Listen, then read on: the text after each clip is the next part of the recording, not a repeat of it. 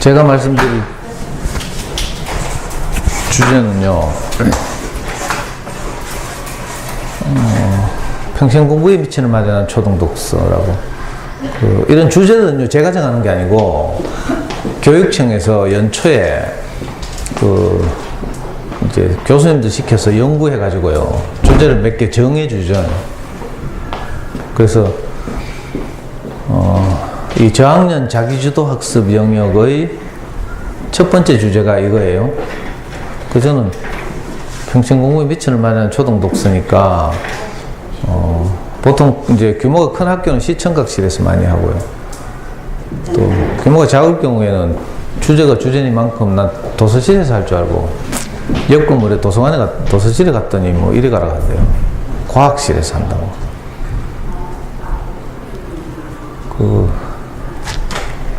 저는 하여튼, 이 집 가까운 학교라 가지고 아주 편하게 친근감 있게 일찍 왔는데, 어머니들은 다 내보다 늦게 오시네. 저는 여기 길 건너편에 상영화성 파크 드림 살아요. 가깝죠?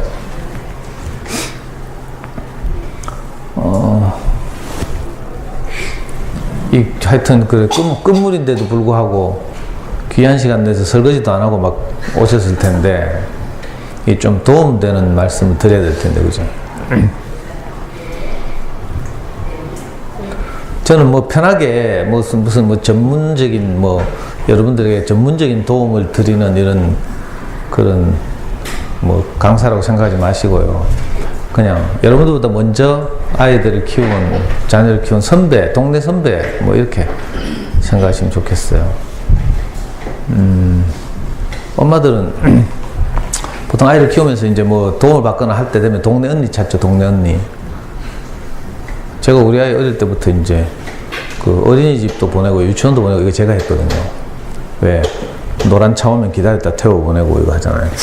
제가 잘 이렇게 보니까 엄마들은 노란 차에 태워 보내고 난 다음에 처음에는 처음 보낼 때는 이제 긴장해가지고 막 애가 안 떨어질라 하면 막 같이 울다가 막 그죠? 냉정하게 등 돌리고 또 빠이빠이 하고 뭐 이렇게 하더니 좀 익숙해지니까 엄마들끼리 이제 수다를 막 떨더라고요. 좀 친해지니까. 그러다가 또 며칠 지나니까 잘 보니까 엄마들이 자기들끼리 어떤 저학년 키우는 엄마들이 그 동네 언니들 보고 우리 집 와서 커피 한잔 할래요? 하면서 싹 데리고 가더라. 그래가지고 그 언니한테 궁금한 걸 묻고 뭐 이렇게 이제 처음 아이 키우죠. 또 좀 있으면 이번에는 언니 집에 놀러 가봐도 돼요? 하면서. 그래가 이거 뭡니까? 이 교차 방문하죠. 크로스 방문. 그래가지고 그 언니 집에 가면 집 구경 좀 할게요? 하면서 언니 커피 태울 동안 큰애 방에 들어가가지고 막 학습지 뭐 하고 있나 살피고 막 전집 뭐 좋은 거 있나 하면서 막 스캔하고 이러죠. 엄마는 이렇게 이제 처음 자녀교육 정보를 유통하고 이러는 게 일반적인데, 저도 우리 와이프가 이제 이 동네 그 고등학교 교사라 가지고 일찍 출근하거든요. 그래서 제가 이제 아이를 그렇게 보내고 했었는데, 아무도 저보고는 오빠 우리 집 와서 커피 한잔 할래요? 이런 소리 안 해가지고, 저는 참 외롭게 아이를 키웠어요. 저는 4살 때부터 아이를 제가 키웠거든요. 우리 와이프가 하는 거 보니까 하도 서글퍼가지고, 애 공부는 내가 시킬게 하면서 제가 아이를 뺐었어요. 그래가지고, 우리 애를 제가 다 키웠다니까. 4살 때부터. 공부도 제가 다 시키고. 영남고등학교 나왔어요. 그 동네 주민. 그죠?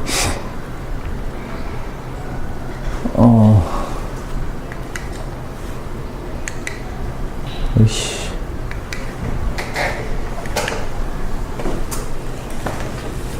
조금 전에 확인하고 가는데 지금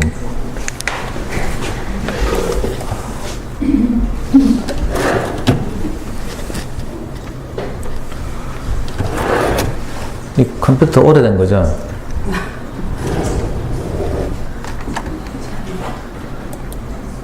먹통 됐나?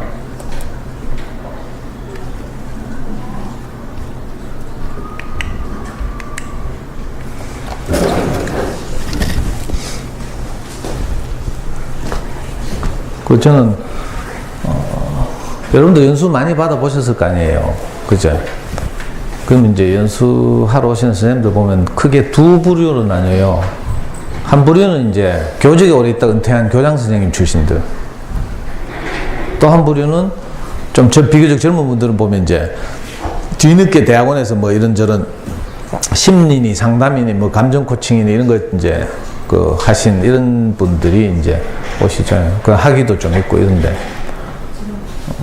저는 뭐 이것도 저것도 아니고요. 어쩌다 보니까 이렇게 됐어요. 그 아까 말씀드린 것처럼 이제 4살 때 우리 와이프가 아이 키우는 거 보고 너무 서글퍼가지고 제가 아이를 직접 공부는 제가 시키겠다고 먹고 입히고 재우고 이런 건 물론 우리 와이프가 하고 그래가지고 아이를 이제 차지해가지고요 어떻게 뭐 좀 공부 잘하게 하려고 이제 하는데 아까 말한 대로 정보를 얻을 때가 있어야죠. 동네 엄마들은 저를 왕따 시키지. 그래서 저는 할 수 없이 이제 그 당시에 시내 대구에서 가장 큰 서점 나갔어요. 지금은 뭐 영풍, 교보, 알라딘 이런 게 내려와 있지만 옛날에는 제일서적이 제일 컸거든요. 그 제일서적 가서 육아 코너 갔어요.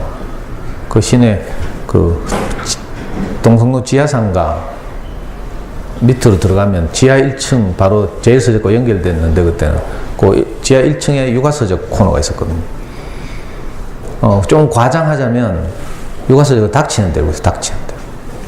왜냐면 내가 와이프한테 큰 소리는 쳤는데 막상 어떻게 키워야 될지를 모르겠어요. 먼저 이제 제 어린 시절 돌이켜봤는데 내가 잘 자랐다면 그대로 하면 되니까. 근데 뭐 여러분들도 다 그러시겠지만 저도 이제 어릴 때 뭐 잘 자란 기억이 없어요. 저는 그 어린 시절 돌이켜보면 가장 먼저 떠오른 장면이 초등학교 1학년 어느 봄날이었는데 그 엄마는 이제 공장에 섬유공장 노동자로 일하셨는데 밤에 밤일하러 갔어요. 2교대 야간 들어갔고 아빠는 이제 폐병 환자였죠. 요즘 폐결핵이라고 해요. 폐결핵. 그 당시에 폐결핵은 이제 낫질 않아요. 약이 몇 종류 있었지만 계속 투약하면 이제 내성이 생겨서 더 이상 치료 효과가 없는 거죠. 그래서 아버지는 이제 시립 그 의료원, 요즘 대구의료원인데 거기서 이제 안 된다고 퇴원하라 해가지고 집에 퇴원해서 희망 없이 이제 하루하루를 보내고 계셨는데 그래서 엄마가 대신 공장에 일하러 다녔죠.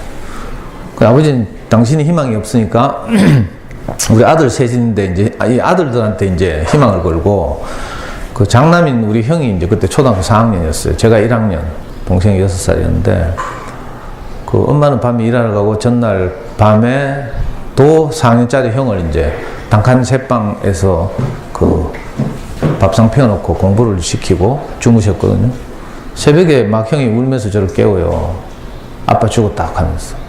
그 우리 삼형제가 막 자다 말고 일나 보니까 아빠가 옆에 돌아가셨더라고. 지금도 그 장면이 제가 벌써 50년이 지났는데도 아직도 안 잊혀져요. 아빠 입 앞에 이렇게 거품이 나와 있고 숨을 쉴 수가 없었던 거죠. 내쉬기는 하지만 들이쉴 힘이 없어가지고 그렇게 돌아가셨죠. 그 트라우마처럼 저게 지금 남아있는데 그 이후로 이제 엄마 혼자서 우리 삼형제를 키워야 해서 뭐 양육받았다 이런 경험이 없죠. 그냥 이 뭐라고 표현해야 될지 모르겠네요.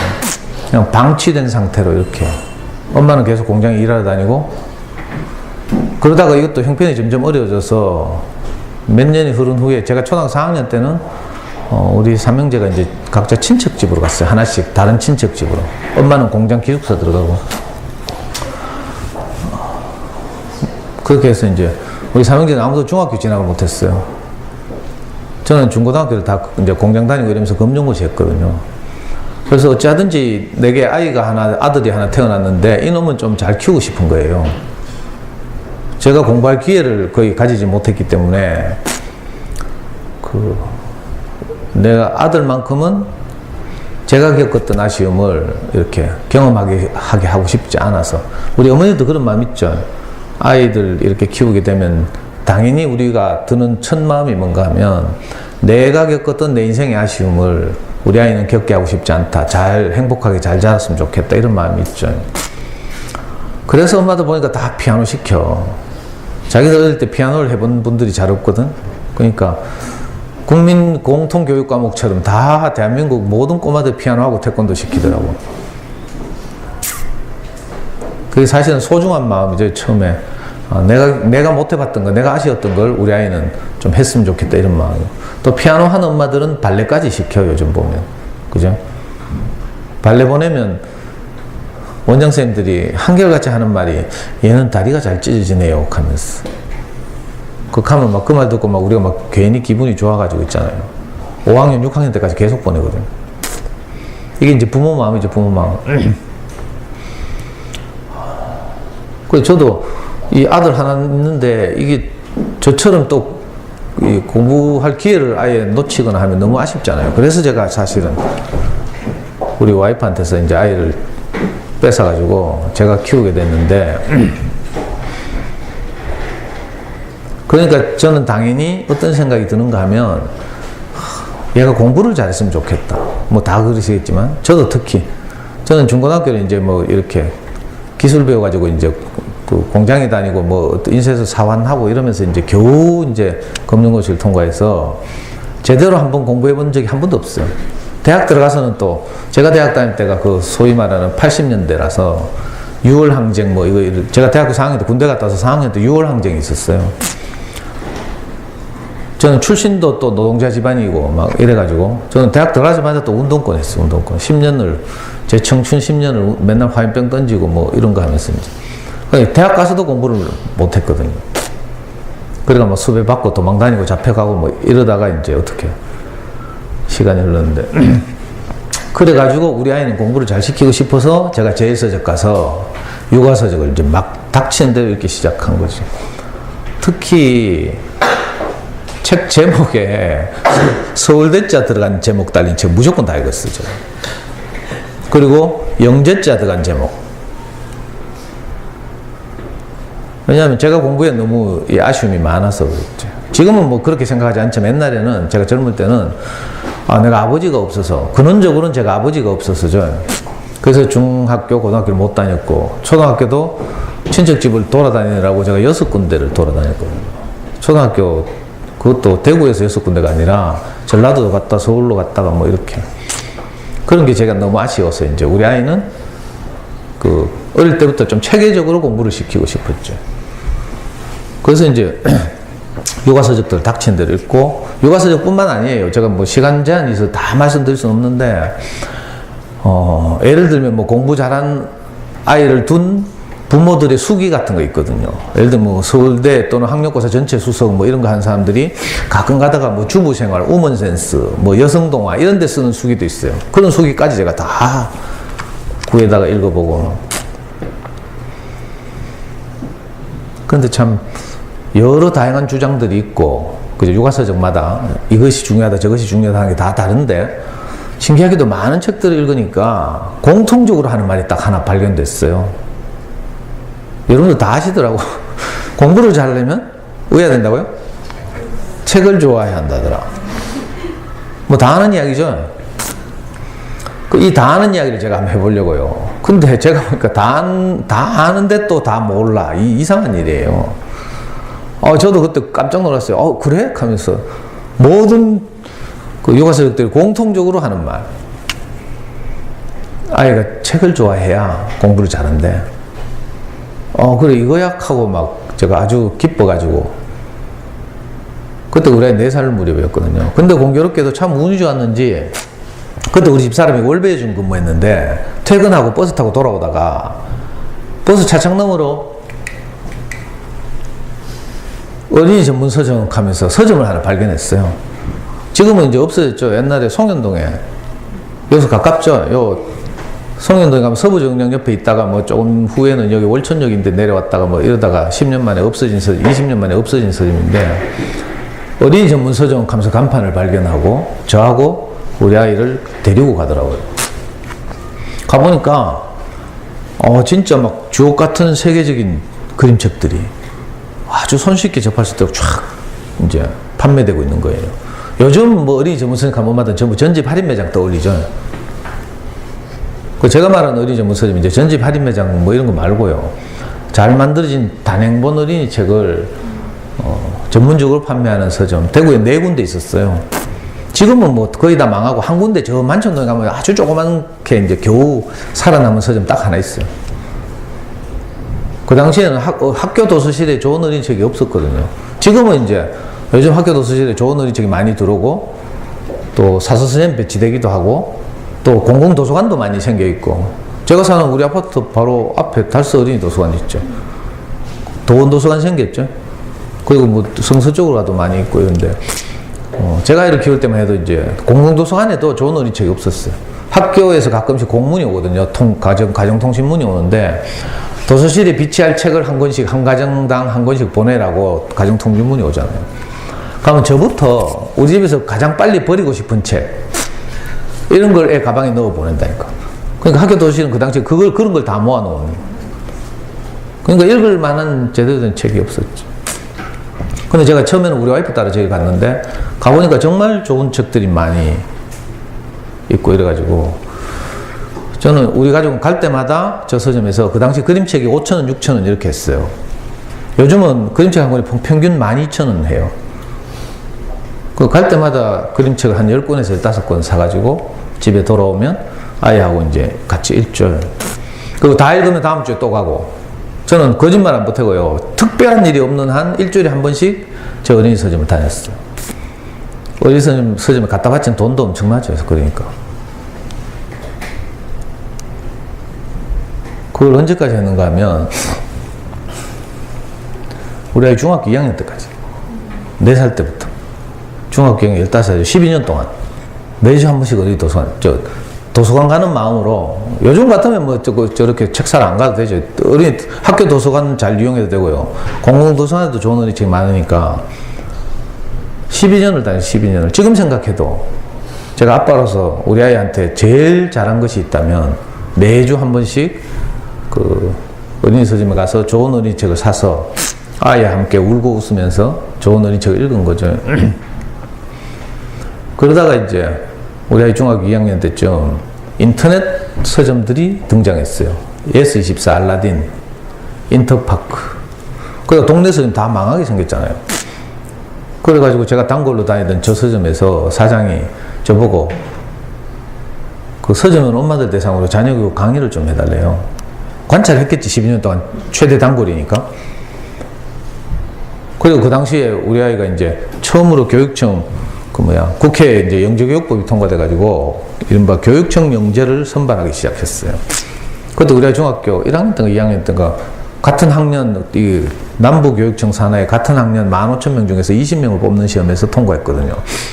그러니까 이제 그런 것도 보고 이러면서 이제 저보고 강의를 좀 해달라고 했는데 그래서 제가 뭐 받은 도움이 너무 커서 당연히 그렇게 하겠습니다 하고 그냥 평범한 동네 아빠였죠 제가. 그 강의를 했는데 그때 12명의 엄마들이 왔는데 너무 좋아하는 거라. 그래가지고 제가 매주 강의를 하게 됐어요. 지금 언제고 우리 아이 중학교 2학년 때부터니까 그때부터 시작해서 지금 13년째 엄마들하고 공개 강의를 하고 있죠. 10년까지는 저 서점에 사다 저 서점에 문을 닫아가지고 지금은 이제 우리 연구소에서 지금도 매주 금요일마다 학기별로 주제를 정해가지고요. 한 학기는 아이가 책을 좋아하게 하려면 뭐 책과 관련된 주제. 한 학기는 생각하는 힘을 기르는 수학 공부. 또 한 학기는 사교육비를 현저하게 절약하는 엄마표 영어 공부. 이렇게 해서 매주 이제 방학 때는 안 하고요. 이렇게 하는데 이게 이제 교육청에 알려져 가지고 여러분들을 만나게 됐습니다. 이거 뭐 사진은 희미하죠. 옛날 사진인데 이거 보여요? 인증샷이요, 인증샷. 우리 아이 초등학교 5학년 어느 날 어린이날이었는데 우리 어린이날 보통 뭐 이랜드 놀러 가고 이러잖아요. 우리는 어린이 서점 갔어요 이날도. 어린이날에 이제 어린이 서점 책 사러 오니까 어린이 서점에서 이벤트를 해주는 거야. 가족 사진 찍어주고. 뭐 가족 사진이 별거냐 이카지만요. 그때는 스마트폰 없었을 때요. 디카도 없었을 때. 그러니까 폴라로이드 카메라로 가족 사진 찍어주는 거죠. 그러니까 우리 집 사람이 갑자기 놀래가지고 지금 연출하고 있어요. 연출. 평소에 저한테 저렇게 다정하게 하는 옆에 내가 아닌데 평소에는 뭐 커피 태워달라 하면 빨리 죽으라고 진하게 태워줘요. 미워가지고. 근데 연출하고 있고 아이는 부끄럽다고 막 고개 숙이고 있죠. 저는 지나고 나서 생각해도 이 시간이 너무 소중했다 이런 생각이 들고요.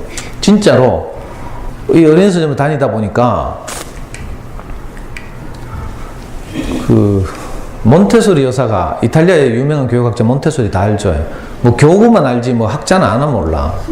몬테소리 여사가 한 말 중에 한 아기가 그죠? 전인적 인간으로 잘 성장하려면 크게 세 영역이 골고루 균형감 있게 발달해야 된다 이렇게 말했어요. 그 세 영역이 뭔가 하면 하나는 신체 영역, 행동 발달 뭐 이렇게도 말하죠. 그러니까 좋은 먹거리를 먹고 건강하게 자라는 거죠. 그건 뭐 우리 주제가 아니니까 지나가기로 하고요. 다른 두 영역이 있는데 그 중에 두 번째 영역이 인지 영역이 발달해야 하는 거죠. 인지 영역이란 주로 이제 학습과 관련된 영역. 인지 영역을 이루는 여러 요소들을 제가 써놨잖아요. 대표적인 것이 생각하는 힘이죠. 생각하는 힘. 사고력이라고 불러요. 아이들이 공부를 잘하려면 생각하는 힘이 자라야 하거든요.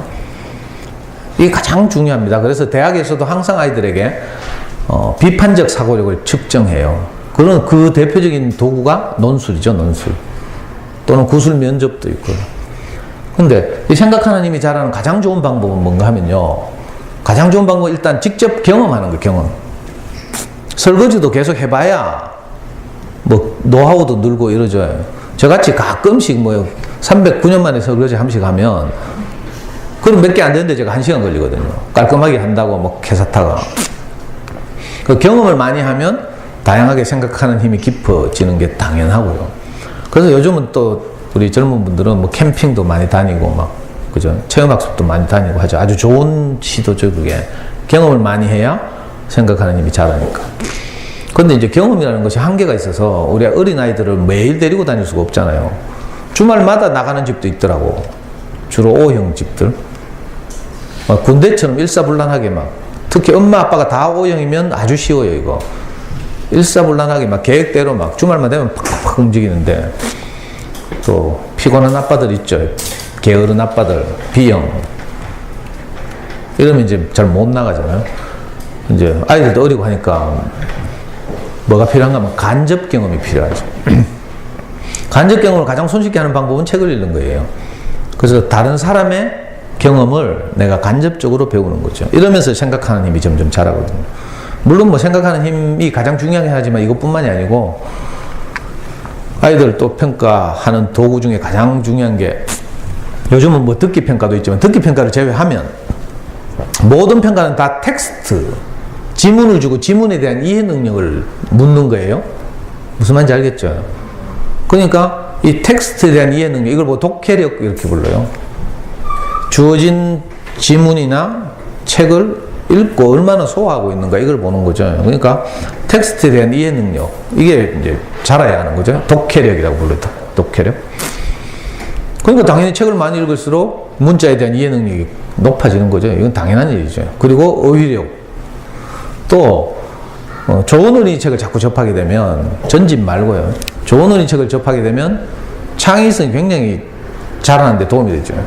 좋은 그림책들 보면 어릴 때부터 일단 껍데기부터 다 달라. 크기 다 다르거든요. 천편일률적으로 막 키높이 똑같고 표지 파스텔 톤도 똑같고 막 이런 게 아니라 한 권 한 권이 막 어떤 건 막 키가 높고 어떤 거는 길쭉하고 뭐 어떤 거는 질감이 다르고 어떤 거는 막 안에 뭐가 들어있고요. 팝업북이라고 알죠? 뭐 책 펴면 막 뭐 튀어나오고 해리포터와 호그와트의 성 이런 책 사보면요. 호그와트의 성이 책이 쫙 펴지면 호그와트의 성이 막 올라오고 이런다니까. 그러니까 아이들이 창의성이 자라는 거죠. 이런 요소들이 자라야 앞으로 공부를 잘할 가능성이 높아지는 거죠. 자, 이런 걸 자라게 하는 것이 저학년 때, 유아기나 저학년 때 엄마들이 해야 될 일이에요. 이걸 흔히 하는 말로 하면 그릇을 크게 해야 되는 거죠. 그릇의 크기를 넓혀야 돼요. 근데 잘 모르면 어떻게 되는가 하면 그릇의 크기는 요만한데 아이들 어리고 하니까 근데 요 그릇, 작은 그릇에 뭘 자꾸 담으려고 해. 보통 엄마들이 이제 범하는 오류 중에 가장 손쉬운 오류가 이거예요. 아이들 그릇은 요만한데 거기다 뭘 자꾸 담으려고 하는 거죠. 그게 대표적으로 유아기 때 애들 연산 자꾸 시키고 이런 거예요. 어릴 때부터 막 더하기 빼기 빨리 하면 공부를 잘할 줄 아는 거죠. 이게 치명적 오류, 치명적 오류. 오늘 수학 시간이 아니라서 제가 이 말씀 못 드리겠는데 내년에 혹시 오늘 들어보시고 도움이 되면 내년에 또 불러주시면 내년에 수학 공부 이야기. 그러니까 그래서 크기를 넓히는 작업을 해야 돼요. 그것이 생각하는 힘을 키우고 독해력을 향상시키고 어휘력을 풍부하게 하고 이런 작업들이죠. 이건 마치 시골에서 할머니들이 콩나물을 키우는 것하고 원리가 비슷해요. 콩나물 시루를 잘 보시면 그 밑에 구멍이 뻥뻥뻥 뚫려 있어요. 위에 천을 덮어놓고 콩 위에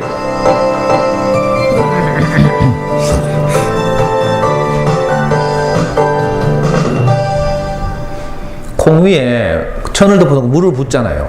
그럼 밑에 시루 밑에 구멍이 뻥뻥 뚫려 있으니까 물이 다 빠져나가요? 다 빠져나가는 것 같이 보여요. 근데 사실은 다 빠져나가지 않고요. 그 일부를 머금고 있는 거라, 콩이. 그래가지고 콩나물이 쑥쑥 자라죠. 우리 눈에 보기엔 뭐, 그지? 다 빠져나가고 저래가 뭐 될까 싶은데 콩나물은 자라고 있어요. 아이들이 좋은 어린이책 읽기는 바로 이런 이제 효과가 있는 거죠.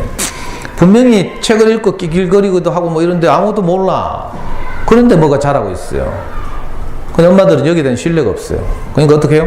책 읽고 나면 막 읽고 있는데 뛰가가지고 그래가지고 우회되는데 하고 뭐 깨달은 게 뭐야 뭐 앞으로 동생과 잘 지내래 뭐 싸우래 뭐 이런 식으로 질문 막 하죠. 질문.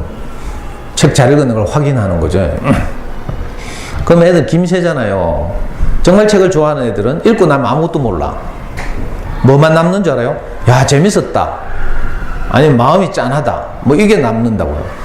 근데 그것다 대놓고 와가지고 주인공이 뭐 어떤데 뭐 교훈이 뭐야 이렇게 쌓고 있으면 이건 비유를 이렇게 하면 될지 모르겠는데 엄마들이 작년에 태양의 후예 봤죠? 수목 드라마. 안 본 사람 할 수 없고 시청률이 그래 높았는데 태양의 후예를 안 봤다니. 자, 태양의 후예 방금 봤어요? 본방이 보통 10시부터 11시까지 해요. 그죠? 방금 연속이 끝났어. 아직도 송중기가 막 어른거리죠. 잔영이 남아가지고 너무 멋있잖아요. 근데 안방에 있던 남편이 튀어나와가지고 텔레비 앞에서 짜잔 하면서 송중기가 좋아 내가 좋아 이렇게 하면 이게 뭐 상상이 될라나 이 질문이 기분이 어떨지 이거하고 비슷하다니까.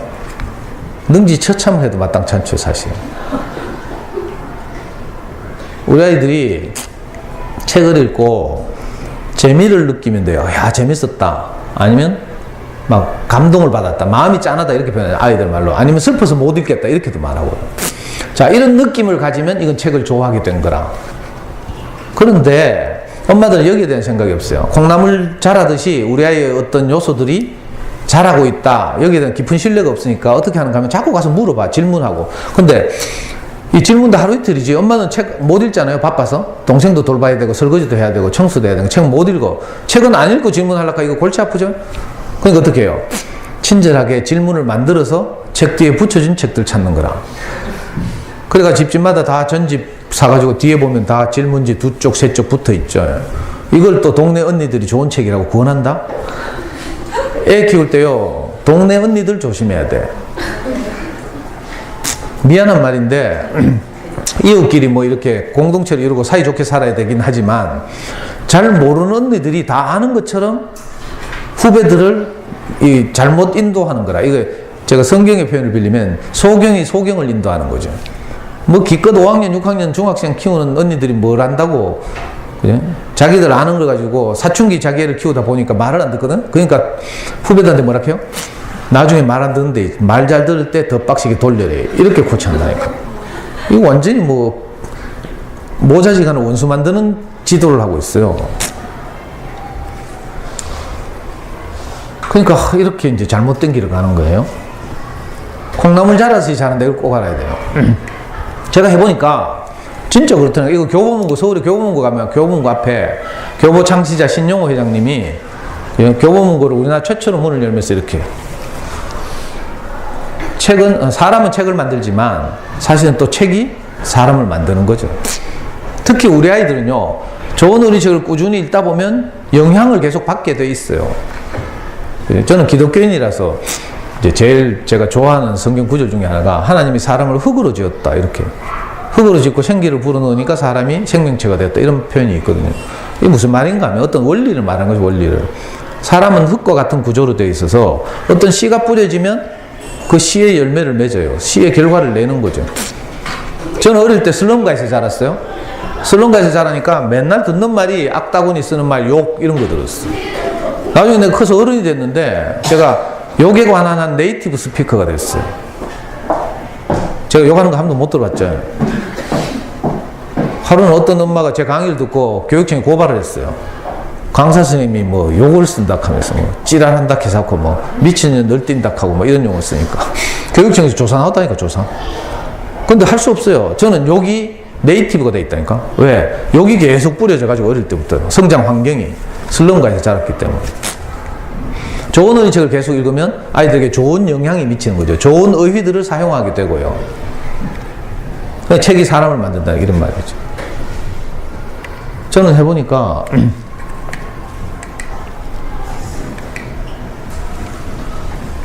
우리 아이는 그 덕분에요. 어린 서점을 12년 다녔다 했죠.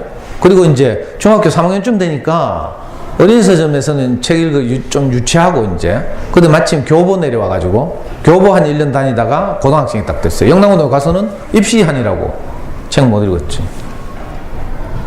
근데 아까 말씀드린 것처럼 콩나물이 자라듯이 아이에게서 어떤 요소들이 자꾸 자라는 게 보여요. 여러분들도 한번 해보라니까. 도서관에서 책 빌려다가 읽어주고 이렇게 꾸준히 하다 보면요 어떤 요소들이 자라는 게 보여요. 이 다 말씀드릴 수는 없는데 그 대표적인 상징적인 사건 하나만 제가 말씀드리려고. 우리 아이가 6학년 때 일이었어요. 그때 교육감님이 갑자기 바뀌면서 이 교육감님이 새로 부임하면서 가장 중요한 교육 정책을 뭘로 삼는 건 창의력 신장으로 삼았어요. 그리고 갑자기 최초로 대구광역시 초등학생 창의력 경진대회를 연 거라. 각 학교 대표들 한 명씩 다 뽑혀가지고 대구교대 모였어요. 그리고 대구교대 교수들이 8문제를 출제했어요. 수학 2문제, 국어 2문제, 사회 2문제, 과학 2문제, 8문제. 8문제를 출제했는데 있잖아요. 우리 애는 뭐 아주 수성구에 있었던 것도 아니고 남구에, 그 당시에 남구에 있었는데 초등학교는 남구 저 앞산 밑에 그죠? 아주 진짜 사교육 뭐 이런 데 제대로 없는 그런 초등학교였어요. 남명초등학교라고. 거기 뭐 학급도 몇 개 안 되고 3개밖에 안 되고 이래가지고 이제 대표를 뽑혔어요. 근데 얘가 대회를 갔다 오더니 계속 발표날을 기다리는 거라. 그래가지고 제가 걱정이 돼가지고 상처받을까봐. 상 못 받고 탈락하면 상처받잖아요. 거기다가 대구에서 가장 똑똑한 애들 각 학교 대표들이 다 나와 190명이 나왔는데 지금은 뭐 초등학교 한 240, 250개 되지만 그 당시 190개밖에 없었어요. 발표를 자꾸 기다려요.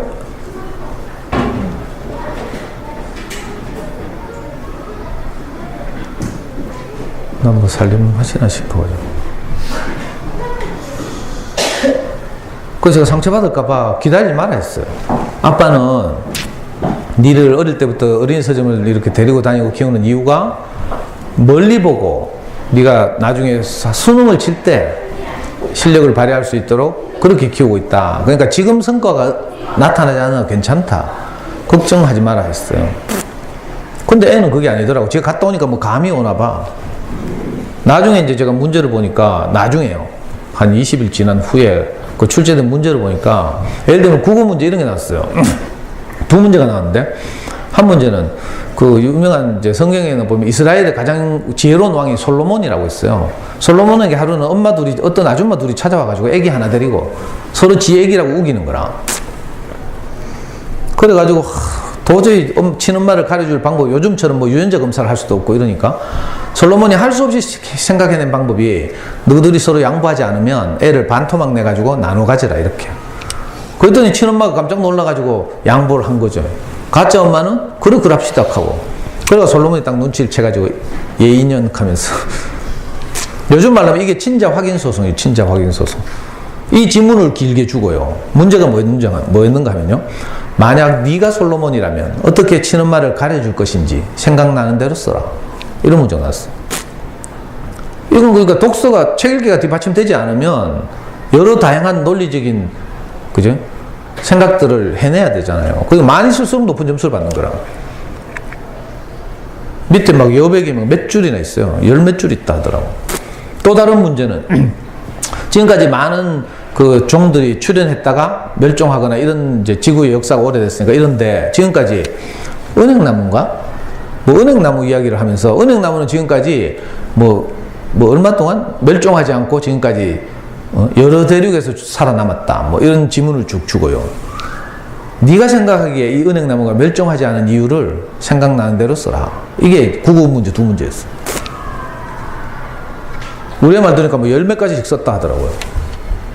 그러니까 이제 발표를 기다리는 거지. 수학에는 어떤 문제 나오는지 알아요? 이씨, 말할까 말까. 여러분들 지오보드라고 알아요? 초등학교 2학년 수학 교과서 보시면 지오보드라고.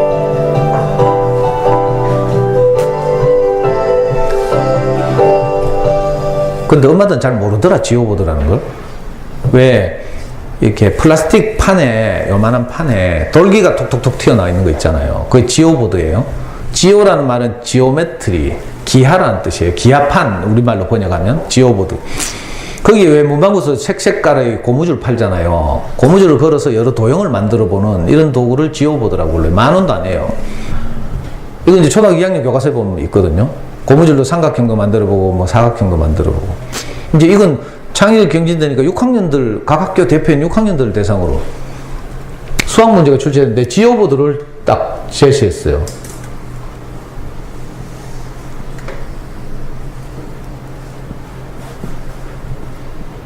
지오보드 이렇게 10개의 돌기를 딱 주고, 물론 지오보드 간 간격은, 요 돌기 간 간격은 1이에요. 이 보여요? 이쪽은 안 보이지? 할 수 없어요. 하여튼, 그렇다 치고, 뭐야. 뭐 수학 시간 아니니까 간단하게. 이렇게 돌기가 10개. 근데 핵심이 뭔가 하면 요 하나의 돌기예요. 요 가운데 돌기로부터 1 떨어진 요 돌기. 요렇게 10개를 주고, 네가 고무줄을 걸어서 삼각형을 만들되, 삼각형의 넓이 합이, 넓이가 2가 되도록 하라. 이거예요. 이런 문제가 나왔어요. 무슨 말인지 알겠어요? 고무줄을 거는 거라 이렇게 걸면 되죠. 이렇게 걸면 2가 되죠. 밑변 곱하기 높이 나누기 2. 이게 2예요. 요거 뺑 돌아가면서 할 수 있으니까 4개. 그죠? 또 있어요. 요렇게 걸어도 돼. 같죠? 밑변 곱하기 높이 나누기 2. 그러면 2가 돼요. 넓이가. 요것도 뺑 돌아가면서 4개를 걸 수 있어요. 그럼 8개는 확인된 거죠. 이건 다 할 수 있어요. 문제는 이 돌기를 이용해서 어떻게 넓이가 2가 돼도 거는가, 이 문제랑. 여러분들 혹시 집에 가서 또 이거 하지 마요. 하다 애 잡아요. 이런 문제가 나왔어요. 나중에 우리 애 말 들으니까 여기 저기는 10몇 개 걸었다 하더라고. 저는 뭐 8개 이상 아무리 생각해도 잘 안 나와요. 뭐 저도 모르겠어. 내가 문제를 잘못 알고 있는 건지 뭐 하여튼 이런 문제들이 나왔다고요. 이게 굉장히 창의적인 거죠. 근데 나중에 20일 후에 진짜 발표가 난대요. 우리 애가 그때 190명 중에 5등 했어요. 5등. 뭐 사교육, 학원 이런 거 한 번도 안 다녔는데요. 제가 뭘 말하고 싶은가 하면 어릴 때부터 좋은 어린이책을 꾸준히 읽어오다 보면 뭐가 잘한다는 뜻이에요. 그래가지고 그때 동메달 받았잖아요. 동메달. 1등 1명 금메달, 2등 3명 은메달, 5등에서 9등 5명 동메달. 우리 집에 동메달. 원래 우리 애가 대학 졸업하고 이제 해외 취업해가지고 나갔어요. 그러니까 우리 애 방을 제가 쓰거든요. 방 정리하다 원래 5월달에 내가 이거 발견해가지고. 작년까지는 내 강의 때 이런 거 안 썼는데. 그러니까 좋은 의식을 꾸준히 읽다 보면 뭐가 잘한다니까. 그게 확인돼요. 곳곳에서. 뭐 이것뿐만이 아니지만 너무 이런 이야기 많이 하면 저기 되게 자랑하네. 이렇게 잘난 척하네. 이렇게 생각하실까봐 생략하는 거예요. 책이 이렇게 중요한데 아까 말씀드린 그 인지 영역을 자라게 하는 가장 좋은 방법이 경험이고, 그죠? 직접 경험만 우리가 다 할 수 없어서 간접 경험으로 책 읽기를 한다는 거예요. 그래서 제가 강의를 다니면서 보면 지금 13년째 강의를 하고 있는데 다니다 보면 엄마들이 책 읽기가 중요하다는 거 다 알더라고. 모르는 사람 하나도 없어요. 근데 이 아이들이 자라가지고 수능을 치러 딱 가보면요. 여러분들은 이제 아직 저학년 엄마들이라서 여러분들은 수능을 쳐봤겠지만 아이들은 아직 못 쳐봤잖아요. 그래서 거꾸로 필름을 돌려 수능고사전부터 제가 설명하는 거예요. 자, 수능고사전 가면 아이들이 자기 인생에서 가장 중요하고 긴장된 시험을 쳐요. 그 첫 교시가 국어시험이거든요. 국어시험은 80분 동안 8절지 16쪽의 문제를 풀게 돼 있어요. 앞에 듣기평가 조금 있고 3등이 가는 지문이 주어지고요. 밑에 그 지문 색까지 읽고 나면 문제가 3문제 나, 3문제. 대부분의 문제들이 뭐라 해요? 밑줄 친 기억부터 미음 가운데 뭐 사용용법이 다른 것을 하나 골라라 뭐 이런 식으로 나오죠. 그러면 다시 또 지문으로 돌아가 가지고 기억 보고 미음 보고 디귿 보고 뭐 이렇게 시간 막 흘러가고 있어요. 헐떡헐떡 해가지고 세 문제 겨우 정답을 찾고 페이지를 넘기면서 안도의 숨을 쉬죠. 페이지 넘기면 어때요? 또 산더미 같은 지문이 또 턱 앞을 가로막고 숨통을 쪼르고 있어요. 이걸 계속 해야 되는 거라 시험 끝날 때까지. 근데요, 수학 같으면 차라리 엎어놓고 자면 돼. 아무리 문제 쳐다봐도 모르거든요. 그래서 수학 시간에 대부분 자거든요. 근데 양심이 있지. 이건 국어잖아. 우리말로 되어 있어. 잘 수도 없어요. 그러니까 어떻게 해요? 끝날 때까지 허덕거리면서 문제를 막 푸는 거죠. 근데 30명이 한 교실에 수능을 치는데 감독도 가보면 30명 중에 시간 내에 문제를 다 풀고 OMR 카드에 마킹하고 정상적이라면 가져간 수험표 뒷면에 정답을 옮겨 적어야 돼. 그래야 저녁에 텔레비 보면서 가채점을 하거든요. 근데 정답 옮겨줄 시간이 없어. 무슨 말인지 알겠어요? 대부분이 29명, 28명이 시간이 부족해가지고 문제를 몇 문제 남겨서 어떻게 해요? 급하니까 찍어야지. 찍는 기술도 배워가죠. 고르지 말고 한 번으로 쭉 밀으라 하면서. 수능 출제자들이 정답을 골고루게 분산 배치하거든요. 1번에 몇 문제, 2번에 몇 문제, 3번에 몇 문제 이러니까 네가 문제를 거의 다 풀었으니까 이제 정답이 많이 나올 거 아니에요. 그러면 제일 적게 나온 정답으로 번호를 택해가지고 찍는 거라 이제. 그럼 확률이 조금이라도 높아지잖아요. 하여튼 그런 거 있어요. 수학을 치게 되면 주관식 문제가 5문제나 단답형. 이 다섯 문제는 1, 2, 3, 4, 5가 없기 때문에 무조건 못 풀면 찍어야 되잖아요. 찍을 때 어떻게 해야 되는 줄 알아요? 교육부에서 그 수학 문제를 출제하는 교수들에게 지침을 줄 때 몇 가지 지침을 주죠. 시중에 나와 있는 문제집에 나와 있는 문제와 절대로 중복되면 안 된다. 이런 지침도 있고요. 또 다른 지침인데 단답형 주관식 문제는 정답이 2자리 자연수를 넘지 않도록 하라. 이런 지침이 있어요. 무슨 말인지 알아요? 이걸 알면 이제 찍을 때 뭐 마이너스 1, 뭐 아니 자연수니까 0도 아니네. 1, 12 뭐 이렇게 찍어야죠. 근데 엉뚱하게 뭐 125 이렇게 찍으면 0 물 건너가는 거라. 엉뚱한 들어갔는데. 하여튼 시간이 부족해가지고 30명 중에 이거 완전히 풀고 정답 옮겨 쓰는 경우는 거의 없어요.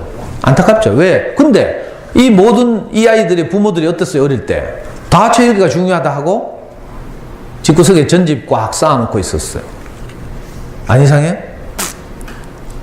분명히 여기 있는 엄마들도 체육이 중요하다고 다 동의했어요. 다 알죠? 알고 있어. 근데 그렇게 살질 않아, 문제는. 이상하다니까. 그 체육이 중요하다고 체육에 좀 관심 가지고 하는데 옆집 옆에 내 와가지고 막 학습제 하는 거 보고 있으면 막 내가 불안해가 체육이 하겠어요? 나도 학습제 해야지.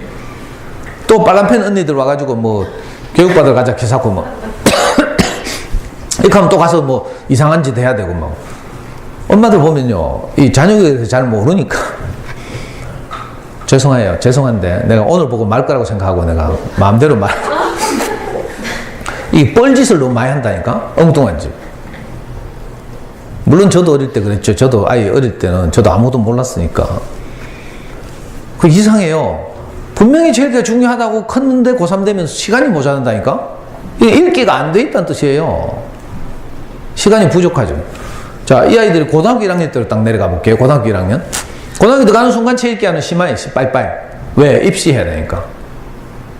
고등학교 가면요, 자기 공부 시간에 50에서 60%를 뭐 해야 돼요? 수학 공부해야 돼요. 포기하지 않는 한. 우리 아이가 영남고등학교 갔잖아요? 우리 아이 1학년 들어갈 때 1학년 동기들 610명이었어요. 610명. 들어가기 전부터 막 부모 면담한다고 지랄하고 막 들어가자마자 뭐 모의고사 함 치디만은 막 특설반 뽑아요. 특설반. 600명 중에 60명인가 50명을 특설반을 성적순을 뽑는다니까. 우리 특설반 들어갔어요. 들어갔더니 정신병동 갔대.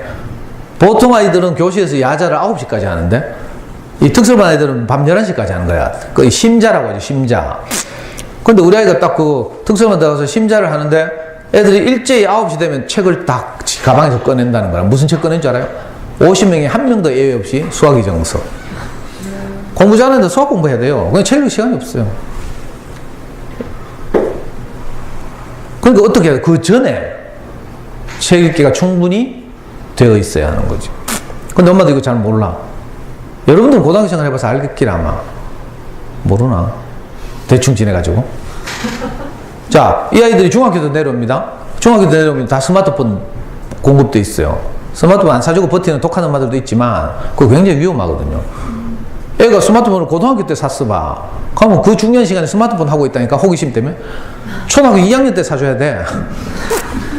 빨리 경험하고 졸업해야 돼요. 안 그러면 뭐 호기심 때문에 늦게 배운 도둑질, 뭐 밤새는 줄 모른다고 뭐 이런 말 있죠. 지금 시대가 달라져서 엄마들 뭐 스마트폰에서 게임하면 큰 난리가 나는 줄 알아. 스마트폰을 얼마나 잘 다루느냐가 새로운 시대를 얼마나 빨리 맞이하느냐가 달려있어. 이 실감 안 나죠? 20년 전에 처음 PC통신에서 인터넷으로 딱 넘어왔어요. 저는 PC통신 사용했었는데, 저는 제 세대 중에서 굉장히 선진적이에요. PC통신을 통해서 동호회 활동도 하고 막 이랬거든요. 자녀교육 정보도 처음에 PC통신 동아리를 통해서 얻고 이랬어요. 갑자기 윈도우 3.1이 딱 등장하고 이러면서, 이 소위 말해서 이제 칼라 있는 컴퓨터 화면 시대가 된 거죠. 이거 월드와이드웹, WWW로 시작하는. 이 시대가 20년이 시작됐는데요. 세상이 확 바뀌었잖아. 모르죠? PC통신 시대는 까만 화면에 하얀 글씨로 뭐 이하고 뭐 전도연 주연한 영화 접속이라고 있어요. 유명한 PC통신 한석기하고 쪽지 주고받다가 뭐 약속했는데 길을 뭐 이거 엇갈리고 막 이런. 근데요, 이 20년 전에 인터넷 시대가 도래하면서 완전히 세상이 바뀌었어요. 그리고 다시 10년 전에 애플에서 스마트폰이 등장했죠. 스마트폰 때문에 세계가 바뀌었어요. 여러분들 알아요? 불과 10년 전 한번 생각해 보라니까. 공중전화 길거리 막 있고요. 그죠? 삐삐 차고 다니고 막 이랬거든요. 삐삐도 몇 년 못 갔지만. 근데 이게 스마트폰이 등장해가지고요. 난 깜짝 놀랐다니까. 우리 애가 아이팟을 사달래. 나 아이팟이 뭔지도 몰랐거든요. 아이팟을 사니까, 아이팟은 음악 듣는 mp3 그 기기인데 그걸로 인터넷이 되는 거라. 신기하다 진짜. 그것도 우리 애 영남고등학교 다니더라고. 그러니까 뭐 이상하게 갔는데 스마트폰 다 들고 있어요. 중학생들. 엄마 말 안 들어요. 엄마 내 인생 내가 알아서 할게 하면서 뭉쾅 닫고 들어가 보면 심하이라니까. 여러분도 아직 그런 경험 없죠? 연속극 보면 많이 나와요. 뭐 내가 아무리 뭐 자녀교육하는 좋은 정보가 있다고 하더라도 애가 엄마 내 인생 내가 알아서 할게 이렇게 하는데, 그것도 힘도 이제 안 통해. 옛날에는 뭐 미친애 늘뛰듯이 막 고함 지르고 막 저 던지고 뭐 이러면 애들이 무서워가지고라도 했잖아요. 저도 많이 그랬는데, 저는 애를 무섭게 막 이렇게 키웠는데, 중학교 2학년 때가 3학년 때인가 내가 열받아가지고 애 한 대 때리려고 확 오른팔로 스윙을 했는데 뭐 가다가 턱 걸리는 거라. 애 왼팔이 내 딱 팔목을 잡았어요. 이 새끼 아빠가 지금 때리는데 반항하나 하면서 나머지 팔로 또 확 팼는데 이번에 애 오른팔로 내 팔을 딱 잡더라고. 그래가지고 내가 막 이 새끼 안 놓나 하면서 네가 아빠한테 반항하나 하면서 빨리 나가라 하면서 막 흔드니까 애가 막 울면서 막 아빠 정신 차려 하면서 저를 벽으로 밀어붙이는 거래. 이제 캘리포니아 경찰이 범인 제압할 때 하는 거 있죠. 그 중학생들 이제 안 통해. 그러니까 어떻게 해요? 책은 안 읽었지. 제일 중요하다는 소리는 들었지. 애는 이제 다 컸지. 할 수 없어가지고 막 뭐 스마트폰 사주고 뭐 꼬셔가지고 어디 보내요? 또 동네 가면 뒷골목에 저 범어동 같은 데 가면 뒷골목 오피스텔에 국어논술 전문하고 이런 거 많거든. 그런데 보낸다니까. 그리고 전문가들이 권하는 책을 그래도 뭐 한두 권 읽겠지 하면서 안 읽어요. 늦었어요. 그거 가서 뭐 배우는가 하면 멍 때리는 기술 배운대. 엄마들은 뭐 내요? 전기세 내고. 다 들었죠? 그 대치동 전문가들이 하잖아요. 한 5%는, SR이 있는 5%는 그런 전문 학원에 오면 도움이 되는데. 그럼 우리 아이는 또 5% 안에 들 거야. 다 이렇게 생각하죠? 이 아이들이 초등 때로 내요, 초등 때로. 책 읽으라 하면 그래도 아직 엄마가 또 뚜껑 열리면 무서우니까. 여러분들 아이 키우다 보면 다 저거 있죠? 정신병. 저는 애 키우다 보니까 내가 고집병이 있구나 이걸 알았어요. 충동조절장애라고. 제가 병명을 붙였어요. 이유도 없이 막 어느 날 뚜껑 열려가지고 막 애 반 뒤지도록 잡고 막 있잖아요. 특히 나는 수학 공부 시킬 때 집중 안 하고 오답 나오면 막 열받아가지고요. 바로 옆에 있는 놈 발로 차고 머리 때리고 막. 우리 엄마들도 이것 때문에 고민 많이 하죠. 막 널뛰듯이 그렇게 잡고 나면 이제 내일은 꼭 상담하러 가봐야지 하면서 막. 근데 이건 정신과 봐도 안 돼요. 예. 정신과 가가지고 뭐 항우울제나 신경안정제 투약하면 안정되잖아요. 그러려면 이게 증세가 주기적이라 해야 돼. 풀타임 사이코라 해야 되는데, 애 키우면서 일어나는 이 충동 조절 장애는 이게 풀타임 사이코가 아니고 파트타임 사이코죠. 이번처럼 명절 때 시댁 갔다 온 직후 이럴 때 조심해, 조심. 그래도 뭐 부모 교육은 좀 받았다고 치사하게 내가 애 점수 가지고 단원 평가 뭐 이번에 개판 친 거 이거 가지고 좀 혼내기에는 좀 미안하고 양심이 찔리니까 엉뚱하게 이빨 안 닦은 거 가지고 막 밀어놨다가, 그죠? 아니면 뭐 동생하고 싸운 거 가지고 시비 걸어가지고 뭐 이런 일 많죠. 근데 이건 2시간 지나면 제정신 돌아오거든요. 저도 막 뚜껑 열려가지고 애 막 진짜 뒤지도 패고 막 이러다가 제가 저지른 만행을 내가 다 소개할 수 없어서 제가 생략하는 거예요. 저는 특히 여러분들보다 더 이 애 공부가 중요했기 때문에 제 인생의 가장 큰 아쉬움이 내가 중고등학교를 못 다닌 것, 아버지가 없어서 초등학교를 막 그 거지처럼 돌아다닌 것, 뭐 이런 거거든요. 그러니까 더 공부에 혈안이 됐을 거 아니에요. 그러다 보니까 당연히 애 많이 잡았겠죠. 근데 2시간 지나면 제정신 돌아오기 때문에 항상 2시간 후에는 애한테 가서 애 방에 들어가서 침대 앞에 무릎 꿇고 빌었어요. 아까는 아빠가 미쳤는갑다 하면서. 저는 열받으면 막 비는 게 없으면 풀던 문제집 막 북북 찢어가지고 쓰레기통 쳐박고 니 같은 거 공부할 자격도 없었고 막 이랬거든. 근데 정신 돌아오니까 이제 애한테 사과하려고 하면 어떻게 해야 돼요? 문제집 쓰레기통에서 다시 꺼내가지고 풀로 붙이고 막 스카치 테이프 붙이고 막 이래가지고 좀 펴고 이래가 뭔가 성의를 보인 다음에 이제 빌려가야죠. 그래서 저는 아이 손잡고 항상 울면서 빌었어요. 아빠가 조금씩 인간돼 가고 있으니까 조금만 더 기다려줘 하고. 네가 잘못해서 그런 게 아니라 아빠가 불안해서 그랬다 하고. 우리가 아이들 잡는 이유는요, 애 잘못이 아니에요. 애는 자기 생명만큼 잘하고 있어요. 그런데 왜 우리가 애 잡는 건 내가 불안해서 그래요. 이 자녀 교육을 하게 되면 특히 이제 여기 오시는 분들은 그래도 교육에 관심이 좀 있잖아요. 그러니까 여기 오지. 아예 관심이 없는 분들은 뭐 캬바레 가든지 뭐 클럽 가든지 이렇게 하고 있죠. 그 교육에 관심이 있을수록 어떻게 돼요? 더 위험하죠. 이유를 알 수 없는 불안감이 우리를 덮쳐와서 우리 아이의 소중한 면을 내가 못 보게 만들죠. 놓치게 만들죠. 저는 진짜 거짓말 안 보태고요. 우리 아이가 영남고등학교 다닐 때 영남고등학교 교복 입고 학교를 가잖아요. 현관문을 나설 때마다 내가 너무 그게 자랑스러워가지고, 여러분도 이런 거 잘 모르고 이런 심정을. 저는 중고등학교를 못 다녀가지고 교복 입고 학교 가는 애만 봐도 눈물이 막 나요. 감동이 되고 찡하고. 그래가지고 막 그때 디카 꺼내가 막 찍으려고 하고 막 이렇게 하면 인마 이거는 또 뭐 초상권 침해다 캐사고 뭐 지랄하고 막 얼굴 가리고 막. 정말 내가 그 아이가 학교 가는 것도 자랑스러웠다고요. 그런데도 불안감이 나를 딱 사로잡으면 어떻게 되는가 하면 내가 원치 않는 곳으로 끌고 가는 거야. 내 상태를 내가 원치 않는 곳으로 끌고 가서 막 미친놈처럼 막 애하고 싸우고 막 이런 일도 많이 겪었어요. 근데 제가 다행히 이걸 포기하지 않았죠. 많은 엄마들은 이 카드 가면 동네 언니들이 또 그래 코치한다? 그 카드 애하고 관계만 나빠진대. 빨리 학원 보내라 하면서 훌륭한 코치를 해요. 근데 초등학교 학년 때 벌써 학원 갔다 하면 그거 심하이라. 애 공부는 심하이라고 생각하시면 돼요. 미안해요.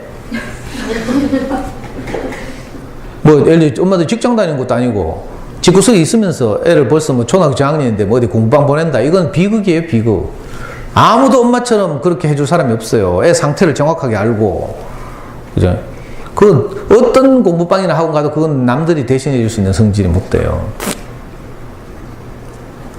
이야기 이상하게 갔는데, 그래서 초등학교 5학년 때 되면 책 읽으라 하면요, 책 좀 좋아하는 놈들이 뭐 읽어요? Y 다 들고 앉았다니까. 환장할 노릇이죠. 제가 뭐 가장 많이 받는 질문이 그러면 Y 어떻게 해야 돼요? 어떻게 하긴 확 싸다가 버리든지 친척 주든지 해야지 하면서, 항상 이놈의 만화가 또 저희가 좀 좋아하는 아이들 사이에는 만화가 또 문제라. 이거는 시대를 불문하고 항상 그래요. 우리 애 때는요, 새 먼 나라 이웃 나라 하면서, 요즘도 유명한 책이죠. 유럽의 그 기행 이런 걸, 유럽의 여러 국가들을 알 수 있는, 그게 정말 유행했거든요. 좀 있으니까 그리스 로마 신화 열풍이 불었어요. 이윤기라고 우리나라에서 유명한 번역가가 있는데, 이분이 그리스 로마 신화를 아주 두꺼운 책을 제대로 번역해냈어요. 그래가지고 성인들 독서 열풍이 불었거든요. 거기에 편성해가지고 어린이 책 시장에서도 뭐 가나 출판사인지 지랄하는 듣보잡 출판사 정말 조잡한 그리스 로마 신화 만들어가지고 막 수십 권을 시리즈로 내가지고 애들이 뭐 다 그거 뭐 다 책 읽으라 하면 그리스 로마 신화. 좀 있으니까 일본에서 짱구는 못 말려 돌아가지고요. 맨날 아들 다 엉덩이 까고 엉덩이 때려가면서 뭐 훌락훌락 해서 막 또 좀 있으니까 이건 출판사 이름도 모르겠네. 만화책 뒤에다가 카드 한 장씩 붙여가지고 이 장안의 초대형 베스트셀러가 됐어요. 마법천자문이라고.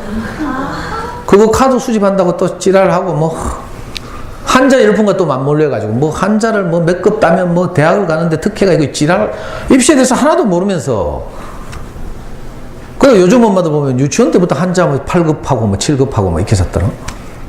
아이고 한자 다 하고 있는데 미안해 죽겠네. 근데 책은 안 읽고 이제 글줄책 안 읽고 이러니까 어떻게 돼요? 만화만 보고 있으니까. 만화를 왜 좋아하는 줄 알아요? 만화는 생각할 필요가 없어요. 책을 읽어서 생각하는 힘이 자라게 해야 되는데 만화는 생각하는 걸 도와줘. 말풍선하고 그림, 코믹한 그림하고 그죠? 말풍선 안에 들어있는 아주 이해하기 쉬운 대사들하고 이런 것이 아이들하고 내용 파악을 저절로 하도록 도와주거든요. 그러니까 애들이 생각할 필요가 없으니까 만화책을 좋아하는 거라. 그냥 읽기만 하면 기득거리고 있으면 내용 파악이 다 되니까. 근데 좋은 어린이책 어때요? 지가 집중해서 읽으면서 이해를 해야 돼. 이 과정에서 생각하는 힘이나 아까 말한 여러 요소들이 자라는데 만화책 읽으면 그걸 기회를 놓치는 거죠. 그래서 만화책을 가능하면 멀리 하라는 거죠. 뭐 만화 자체가 나쁜 게 아니에요. 생각하는 힘을 충분히 자라게 하는 과정에서 뭐 적당한 비율로 좋은 만화책들을 선별해서 읽을 수도 있어요. 학습 만화 말고. 진짜 좋은 만화들이 있거든요. 국가가 예산을 투자해가지고 국가인권위원회에서 펴내는 만화들도 있어요. 소외, 그죠? 차별, 인권 이런 걸 다룬 그런 만화들이 있어요. 이 시리즈로 계속 나오고 있는데 이런 것들은 고학년들한테 아주 도움이 되는 이런 만화들이 안 되니까 전부 만화책만 들고 있으니까 할 수 없이 고학년 엄마들 뭐 해요? 할 수 없이 책을 그래도 조금이라도 접근하게 하려고 하는 게 소위 뭐 주니어 플라톤, 뭐 한우리 독서문수 특정 뭐 브랜드를 말해서 죄송하긴 한데 아유 이야기하다 보니 내가 답답하네. 이 아이들 초등학교 저학년 때 뭐 하는 줄 알아요? 분명히 유아기 때까지는 책을 읽고 좋아했어. 창작 전집 이런 거 읽고. 근데 이상하게 학교 들어오면 안 읽어. 이상하죠. 미스테리죠. 난 다 알아요. 안 되니까 어떻게 해요? 책 안 읽고 만화책 들고 있고 뭐. 그러니까 할 수 없이 하는 게 학습지라 학습지. 눈높이 국어, 구문수학 뭐 이런 거. 또 뭐 언니들 말에 따라서 뭐 무슨 뭐 요즘 뭐 중국어 하는 엄마도 많더라. 중국이 세계를 제패한다 계산해서. 맞는 말이긴 하지만 그리고 장언 한자 뭐 이런 거 하고 있는데 내가 자꾸 말하려고 하니 좀 미안하기도 하고. 근데 어릴 때 저학년 때 학습지를 하는 건 어떤 건가 하면요, 실력을 향상시키는 게 아니고 있는 실력을 확인하는 도구예요. 문제라는 걸 푸는 건요 실력을 향상시키는 게 아니고 있는 실력을 확인하는 거라니까. 그리고 오답 좀 나오면 오답을 교정하고 다시 교과서로 돌아가고 이래야 돼요. 근데 그렇게 안 하죠. 수학 교과서 보는 엄마들 잘 없어. 자기주도적으로 수학 공부를 시키려면 기본적으로 자기 집에 수학 교과서 익힘책은 여분으로 있어야 돼요. 요즘 학교 사물함에 다 처박아 놓고 오니까 이거 하는 엄마들 잘 없다니까. 그러니까 저학년 때 학습지에 의존하고 문제나 풀고 뭐 이러는 거죠. 문제 풀면 오답 처리하죠. 당연히 오답 처리하고 나면 내일 다시 풀면 또 맞춰요. 근데 한 달 후에 풀면 또 틀려요. 한 번 이게 그죠? 시냅체 회로가 아이들 뇌 속에 그 정보를 저장하는 장치를 뉴런이라고 하죠. 뉴런과 뉴런의 정보도 저장되어 있는데 이게 회로로 연결되어 있어요. 컴퓨터처럼. 그래서 불러내는 거죠. 그 회로가 잘 연결되어 있어야 정확한 정답을 불러낼 수 있는데 회로가 잘못 연결되어 있어요. 그러면 이걸 충격을 주든지 개념을 다시 하든지 해서 회로를 바꿔야 되는데, 그죠? 문제 풀고 오답 처리하는 걸 회로가 안 바뀌어요. 그래서 내일 하면 기억이 나니까 다시 풀면 맞지만 한 달 후에 풀면 또 틀리는 거라. 그 문제, 저학년 때 학습지 하는 건요 정말 낭비라 낭비. 아이들 소중한 시간이에요. 이거 어떻게 배워야 하노? 예를 들어서 우리 집에 돈이 10,000원 있다고 칩시다. 이 10,000원을 가지고 오늘 오랜만에 엄마들 만났으니까 강의 끝나고 나서 점심 먹으러 가죠? 거기서 10,000원을 썼어요, 점심값으로. 그러면 10,000원짜리 티셔츠 한 장 살 기회를 오늘 점심 먹는데 비용으로 지불한 거라. 10,000원을 지불한다는 말은 그런 말이거든요. 이걸 보고 경제학에서는 기회비용 이렇게 불러요. 한 10,000원을 가지고 두 가지 일을 할 수 없다는 뜻이죠. 한 가지 일을 하면 한 가지를 놓치는 거죠. 자, 아이들에게 주어진 시간이 있어요. 이 시간을 학습지를 하거나 엉뚱한 호작질에 쓰면 어떻게 돼요? 책을 읽으면서 장기적으로 아이들의 생각하는 힘, 독해 능력, 창의력, 어휘력 등을 자라게 할 기회를 비용으로 지불하는 거라고요. 기회를 놓치는 거죠. 그래서 진짜 안타까워요. 보통 엄마들은 이 아이들 키우는 일을 육상으로 말하면 단거리 경주하듯이 100m 달리기 하듯이 한다니까. 대부분이 그렇게 하면 안 되거든요.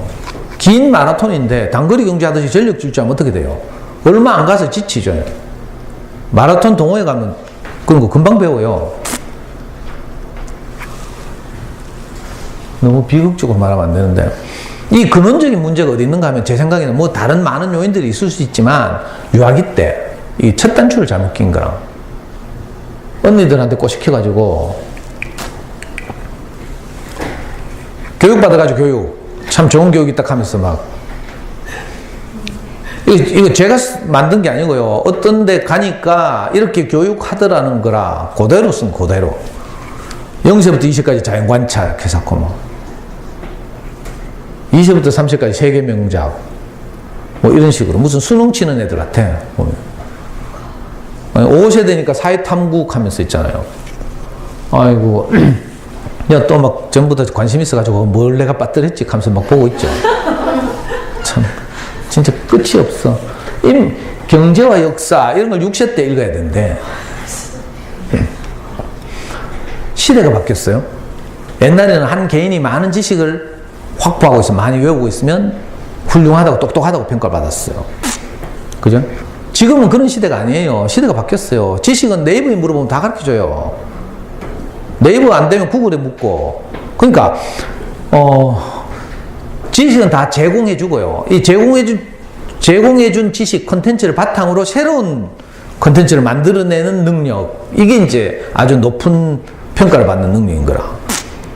제가 최근에 읽은 책이 카카오톡 창시자 김범수라고 있어요. 김범수라는 사람 잘 모르죠, 여러분들은. 서울공대 86학번. 우리나라 IT 업계를 지배하고 있는 사람들 대부분 서울공대 86학번이에요. 김범수가 완전 재수해가지고 겨우 서울공대 들어갔어. 그것도 이 프로그래밍 하는 전산 뭐 이런 데 들어간 게 아니라 산업공학과인가 들어갔어요. 근데 얘는 놀기를 좋아해서 당구 치고요. 바둑 두고 포카하고 이런 걸 많이 했어요. 이거 억수로 좋아했거든요. 그 졸업하고 이제 서울공대 졸업한 학생들이 그때 초기에 많이 들어간데 삼성 SDS 거기 들어가서 이제 막 일을 배운 거죠. 배우고 난 다음에 대부분 독립해 나와 창업하면서 이 김범수가 제일 먼저 만든 게 뭔가 하면요, 자기가 가장 좋아하는 걸 온라인으로 할 수 있게 하자, 이 아이디어가 떠오른 거라. 자기가 포카를 좋아, 포카를 고수도 온라인으로 고수도 치게 하자, 이걸 그래가지고 한 게임이라는 걸 창시했어요. 대한민국 국민 중에 한 게임 안 들어가서 게임 안 해본 사람 거의 없거든요. 어디 뭐 아줌마들 잠만 자고 거기서 맨날 고스톱 치고 있더라. 얼마나 속도가 빠른지 막 우리는 뭐 가면 뭐 잽도 안 돼. 그래서 아줌마들 피하잖아. 하도 막 클릭 이거 빨리 하니까. 20대, 30대 초반 아줌마들 보면 맨날 밥만 먹고 고스톱만 치나 봐. 한 게임, 피망 이런 데 들어가가지고. 김범수가 이 한 게임을 만들었잖아요. 그래가지고 대박 났어. 유료화 시키면서. 그래가지고 바로 한 게임을 가지고 네이버하고 합병했어요. 그 당시에 네이버는 우리나라 검색 엔진 중에 5위였어, 5위. 한 게임하고 합병하면서 1위가 됐어요. 그래서 지금 네이버 대표로 있는 이혜진이라고, 이분도 서울공대 86학번인데, 둘이 딱 공동 대표. 그래? 하다가 갑자기 성취욕이 없어가지고, 1위가 되고 나니까 성취욕이 없어져가, 이 사람이, 김범수가 네이버를 그만두고, 김혜진 니 혼자 해라 하면서 네이버를 그만두고 나왔다니까. 나와가지고 가족들이 있는 미국 가서 2년 쉬다 와가지고 만든 게 카카오톡이에요. 카카오톡 만들어가지고 막 갑자기 막 이 창의성 때문에 그전에도 이걸 뭐라 합니까? 메신저라고 하죠. 카카오톡을 넓은 범위로 메신저라고 하는데 이미 먼저 나와 있는 메신저들이 많이 있었어요. 근데 창의성을 발휘해가지고 지금 기존에 나와 있는 시장에 나와 있는 메신저들이 가지고 있지 않은 기능을 탑재하기 시작한 거라. 제 대표적인 게 단톡방. 요즘 단톡 다 하죠? 가족 단톡도 하고 뭐 다 하잖아요. 이게 놀라운 아이디어거든요. 지금 생각하면 우린 당연하지만 그 당시 이거 그죠? 개인 메신저에 단톡방 없었어요. 또 하나는 보통 메신저들은 친구가 푸시되어 올라오죠. 양쪽에서 서로 전화번호를 저장했을 때 친구로 내 화면에 뜨게 돼 있었어요. 근데 카카오톡은 어때요? 내가 저장 안 해도 상대방이 나를 저장하면 내게 친구로 떠요. 이거 아나 모르겠네. 뭐 젊은 엄마들이 이거 뭐 알아야 뭐 이야기를 하는데, 이 늙은 나도 아는데. 아니, 내가 시대가 바뀌었다는 이야기를 하는 거라. 유아기 때 전집을 일으키는 이유가 뭔지 알아요? 많은 지식을 애들한테 습득하게 하려고. 아까 말한 요 그릇이 요만한데 요 그릇 안에 뭘 자꾸 담으려고 하는 거라. 근데 지금 어릴 때 할 일이 뭐예요? 그릇에 담는 게 아니라 그릇의 크기를 키우는 작업을 해야 돼. 시대가 바뀌고 있어요. 자, 20년 전에 인터넷, 10년 전에 스마트폰, 이제 뭐 왔어요? 인공지능이 등장했어요. 벌써 우리 가까이 와 있죠. 저는 아이폰 유저인데, 아이폰에서 시리 있잖아요, 시리. 말하면 뭐 지가 막 따라하고 뭐. 구글 보면요, 제가 강의를 하면서 구글 그 문서라는 거 있어요. 구글 문서를 딱 켜놓고 하면요, 말하는 게 그대로 타이핑 돼요. 이 인공지능이죠, 전부 다. 얼마 전에 왜, 그 뭐지, 유명한 바둑 인공지능 그 뭐라 하노, 그말 이름 뭐. 알파고 등장해가지고 세계 1인자들 다 꺾었어요. 시대가 바뀌고 있어요. 그러니까 우리 꼬마들한테 쓸데없는 뭐 이런저런 지식들을 많이 집어넣으려고 막 전집을 켜는데 이거 완전히 폐기해야 돼, 폐기. 이게 구시대적 산물이죠. 낡은 사고방식이에요. 어릴 때 뭐 전집 아무리 읽어봐야 나중에 한 6학년쯤 돼가지고 일주일만 읽으면 다 커버돼요. 그것도 읽을 필요도 없고, 뭐 요즘은 뭐 모르면 전부 뭐 네이버 물어보면 다 가르쳐 주는데, 뭐. 저는 어떤 강의를 듣거나 뭐 일요일날 저는 교회 다니는데 목사님 말씀을 듣다가도 내가 뭐가 떠오르잖아요. 그리고 인용하는 뭐가 있죠. 그럼 바로 찾아보잖아. 검색해보고. 아이패드 들고 앉아가지고. 그럼 다 가르쳐 주는데 뭐. 그러니까 아이들한테 창의성을 기르고요. 이 주어진 정보 속에서 네이버에 보면 뭐 검색하면 쫙 뜨죠. 거기서 뭐가 진짜인지를 가리는 능력 이런 걸 향상시켜야죠. 근데 우리가 막 동네 어린이한테 꼬시켜가 교육받을 가보면 막 겁주잖아. 이거 안 읽으면 큰일 난다 하고 뭐. 푸름이 아빠 와가지고 막 무슨 부흥사 부흥이 하듯이 막 쉰 목소리로 막 겁주죠.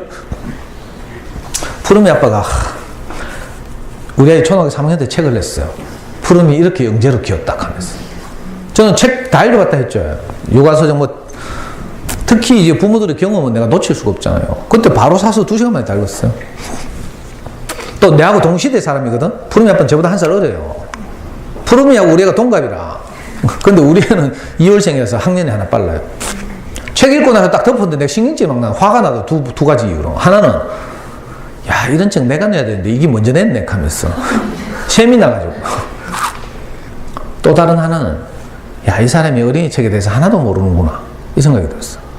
책이 중요하다는 건 알았어. 그래서 푸름이하고 푸름이 동생을 유치원도 안 보내고 유치원 교육비 가지고 자기 집에 웅진 아저씨가 오는데 웅진 아저씨가 권하는 대로 다 받아들여서 사서 아이들 책을 실컷 읽혔대. 그리고 초등학교 2학년 때 영재됐다고 동네방네 자랑하고 다니더라고.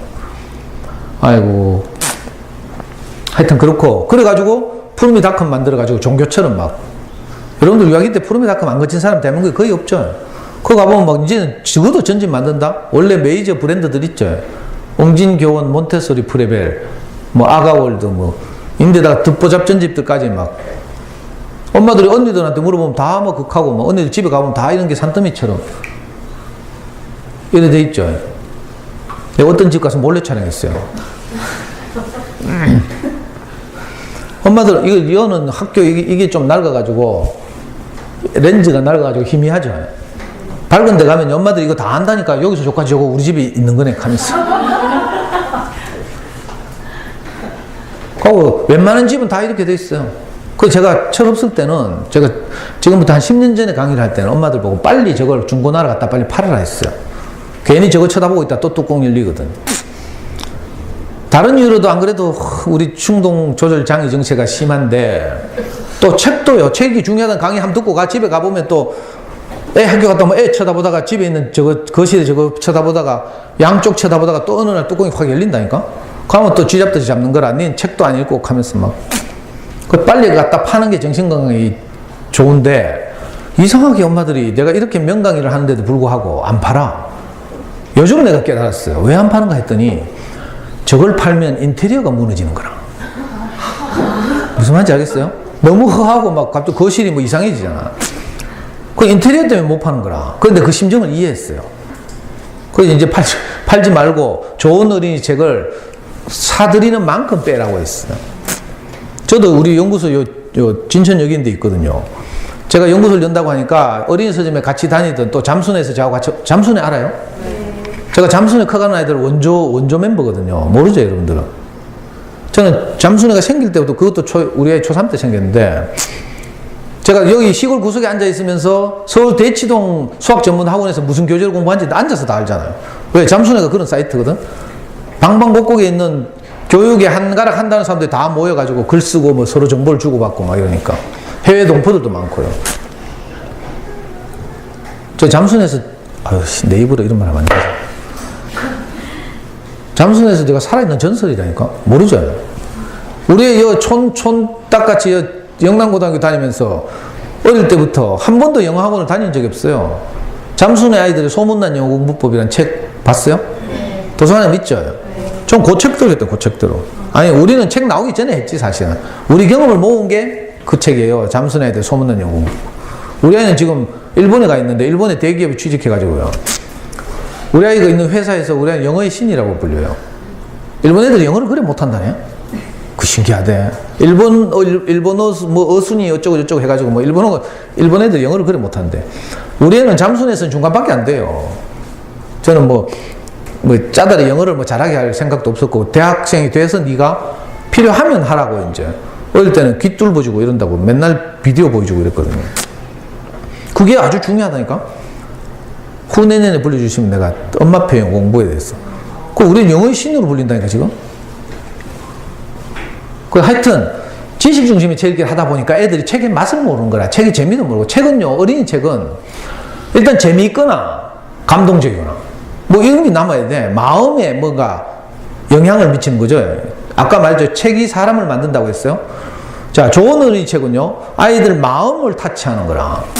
지식은요, 마음 근처에도 못 가요. 지식은 기껏 뇌에 뭐 좀, 그죠? 담길 수는 있지만, 우리가 이렇게 하다 보니까 아이들이 학년이 높아갈수록 책의 맛을 모르고, 그죠? 그러니까 책을 점점 멀리 하는 거죠. 책의 맛을 알아야 돼요. 실제로 제가 어린이 선생님 많이 다닐 때, 어느 날 대진초등학교 3학년짜리 아이가, 대진 수목원인데 대진초등학교 있어요. 대진초등학교 3학년짜리가 이 서점에 왔어요. 얘가 왔는데 책을 한 권 들고 왔어. 읽던 책. 10페이지 정도 남았는데 책 날개로 딱 끼워가지고 안 읽고 있어. 그래서 제가 물어봤잖아요. 니 이거 왜 안 읽었노? 하니까. 안 읽고 새로 책을 사러 왔길래 하도 궁금해가 물어보니까 애가 하는 말이 너무 재밌어서 끝날까봐 아쉬워서 안 읽는다는 거야. 이 꼬마는 남자인데 얼마나 책이 재밌는지를 지금 경험하고 있는 중이죠. 이런 애들 공부 잘한다니까? 얘는요, 수성고 한 번도 안 갔어요. 대진중학교 나와가지고요, 대구 과고 갔다가 지금 카이스트 갔어. 카이스트 4학년인가 졸업했는지 모르겠는데, 얘가 그래, 대학 가면서요, 지가 어린이 서점에서 샀던 모든 책을 우리 연구소 기증하고 왔잖아.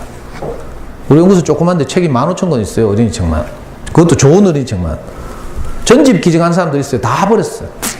엄마들 하도 그래도 전집 중에도 좋은 거 있다고 하도 찌랄해 사가지고, 내가 몇 개 남겼다니까? 그 남긴 게 뭔지 알아요? 프레벨 테마 동화 1, 2. 이거 좀 괜찮다고 원저자들 살리고 찌랄. 그리고 또 비싼 거 웅진 비주얼 백과하는 거 있어. 이거 50,000원 비싸다 카대? 그래가지고 내가 남겼잖아요. 지금까지 몇 년이 흘렀는데 그거 보는 놈이 하나도 없어요. 애들 진짜 좋은 그림책을 만나거나 하면요, 이상한 책에 손이 안 가.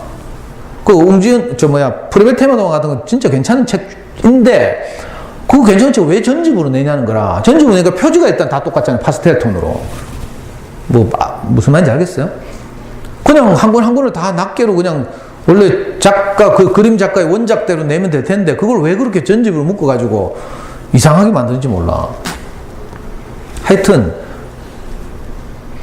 지금은요, 여러분들은 훨씬 좋은 조건인 것이 도서관에 학교 도서실을 비롯해서 좋은 어린이 책 진짜 많이 들어있어요.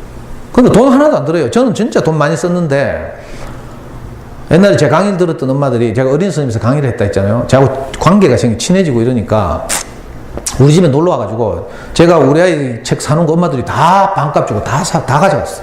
심지어는 비디오까지. 영어 비디오 있잖아요. 이런 거까지 다 사갔다니까. 어떤 독한 엄마는 제가 읽고 있는 육아서적이 있었는데 내 책상에 올려놨어요. 아줌마들 우르르 들어와가지고 내가 읽었던 육아서적 위에다가 그 있던 자리에 돈 10,000원 딱 놓고 내 책을 들고 가본다니까. 희한한. 하여튼 제가 여러분들이 말씀드리고 싶은 것은 시대가 바뀌고 있다. 이제 그 고루하고 올드한 이런 그 자녀교육을 하면 안 된다. 이걸 말하는 거죠. 예? 좋은 어린이 책을 읽으면서 창의적이고, 그죠? 그 생각하는 힘을 깊게 하고, 이런 이제 것을 언제 해요? 저학년 때.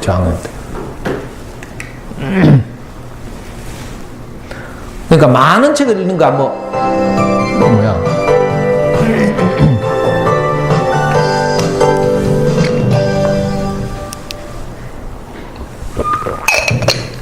꼭 많은 책을 안 읽어도 돼요. 어떤 엄마들은 뭐 몇 권 읽어야 돼요, 캐사코. 또 몇천 권 읽었어요, 캐사하면서 뭐 쓰고 뭐 익한다, 인터넷에 가면. 그런 거 아무 소용 없어요.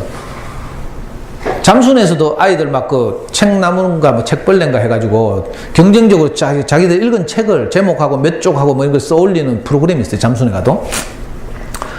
그 우리 있을 때 초창기에 어릴 때 생긴 건데, 그거 하면 어떻게 되는 줄 알아요? 전부 쪽수 올리려고. 쪽수 올리면 그거 뭐 이상한 뭐 메달 주고 뭐 왕관 주고 이래가 프린트하고 뭐 이러거든요. 그런 것 때문에 안 읽고 그냥 올린다니까.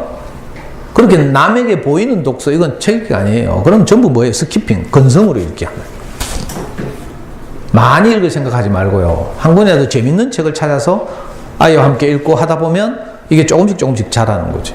여러분들이 처음에는 엄두가 잘 안 날 거라. 근데 학교 도시를 이용하면서 한번 해봐요. 하다 보면 나도 모르게 눈이 뜨여요. 저도 모를 때 아무것도 모르는 까막눈 아빠 있잖아요. 근데 어린이집을 다니다 보니까 나중에 되니까 제가 잠수내에서 가장 권위 있는 어린이책 전문가가 됐어요. 그 제가 어린이책 리뷰를 하나 하잖아요. 그럼 잠수내에서 원고료 저한테 10만원씩 주고 이랬다니까. 모르죠. 우리 현역 때는, 고등학교 때는 제가 서울에 코엑스 올라가가지고 잠수내 회원들 대상으로 강의도 3년 연속하고 이랬어요. 명예에 압박하면 모르면 간첩이었다니까. 요즘은 뭐 젊은 엄마들은 뭐 안 나오지? 에이씨.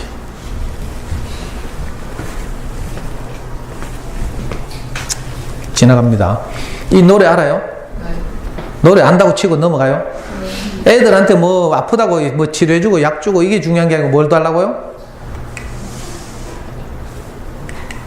사랑을 해달라는 거죠. 제가 지금까지 좋은 어린이 책 읽기를 통해서 인지 영역의 향상 여기에 대해서 이제 강조했어요. 자, 인지 영역 학습에 직접적인 도움이 되기 때문에 그렇죠. 근데 저학년 때 이 학습과 관련해서 우리가 신경을 자꾸 쓰다 보면 어떤 일이 벌어지는가 하면 정서적인 영역에서 소홀히 할 가능성이 높죠. 그래서 많은 꼬마들이 이미 뭐 손톱 다 뜯어먹고 막 이런 일이 많거든요. 틱 일어나고. 저도 그랬거든요. 우리 애한테 무섭게 하고 막 공부 하니까 애가 손톱을 안 깎아줘도 돼. 다 뜯어먹어가지고. 정서적으로 불안하다는 뜻이에요. 근데 다행히 좋은 어린이 책을 읽다 보면 그래, 어떤 일이 벌어지는가 하면 아이들을 정서적으로 위로하죠. 용기도 주고. 우리가 하지 못하는 일들을 많이 해요. 우리는 불안해가지고 애한테 막 해퍼붓고 이렇죠. 여러분들 하루 종일 애들 따라다니면서 하는 말을 mp3나 휴대폰 들고 녹음하면 해보라니까. 그럼 쓸말 하나도 없어요. 전부 지시, 명령, 확인. 안 돼 있으면 어떻게 해요? 질책, 비난, 저주. 뭐 이런 거 하고 있어요. 우리가 하는 말 다 이렇다는 일상에서는. 저는 아이 키울 때 보니까 차라리 내가 그 충동 조절 장애 증세가 나타난 날, 그날 내가 진심을 말하게 됐어. 평소에는 일상에서 맨날 하락하고 확인하고 이것만 하잖아. 공부하고 뭐 채점하고 뭐 비인간적인 이런 것만 하는데, 차라리 내가 뚜껑 열린 날은 있잖아요. 2시간 지나면 제정신 돌아오거든. 그때는 수습해야 되잖아요. 그러면 애 방에 가가지고 내 진심을 말하는 거라. 사실은 아빠가 불안해서 그랬다. 니는 아무 잘못이 없다. 아빠는 너를 사랑한다. 아빠가 너를 얼마나 소중한지 아나? 울면서 이렇게 내 마음을 표현하게 되죠. 우리 마음이 평소에는 불안감이 덮여가지고 저 밑에 가라앉아 있어. 정말 소중하잖아, 우리 애들. 여러분도 그랬죠?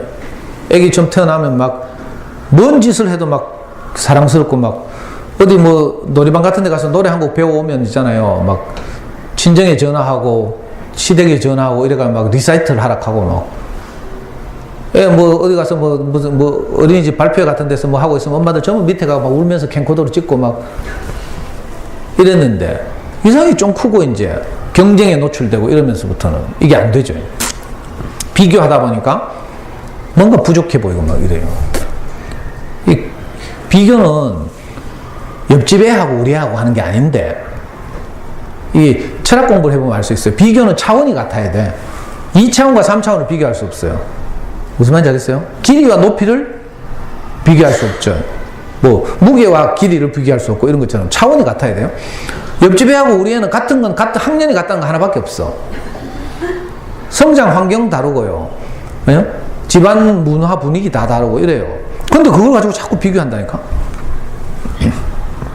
아이들마다 성장 뭐라 해야 되나? 성장 그 메커니즘? 성장 프로그램이 다 달라요. 그래서 어떤 애는 한 3학년 됐는데 키가 쑥 커가지고 반에서 기다리던 애가 있고 어떤 애는요 분명히 작았어. 근데 중학교 2학년 되니까 키가 쫙 자라는 애도 있어요. 아이들마다 이게 프로그래밍이 다르게 되어 있는 거죠. 이 유전자가.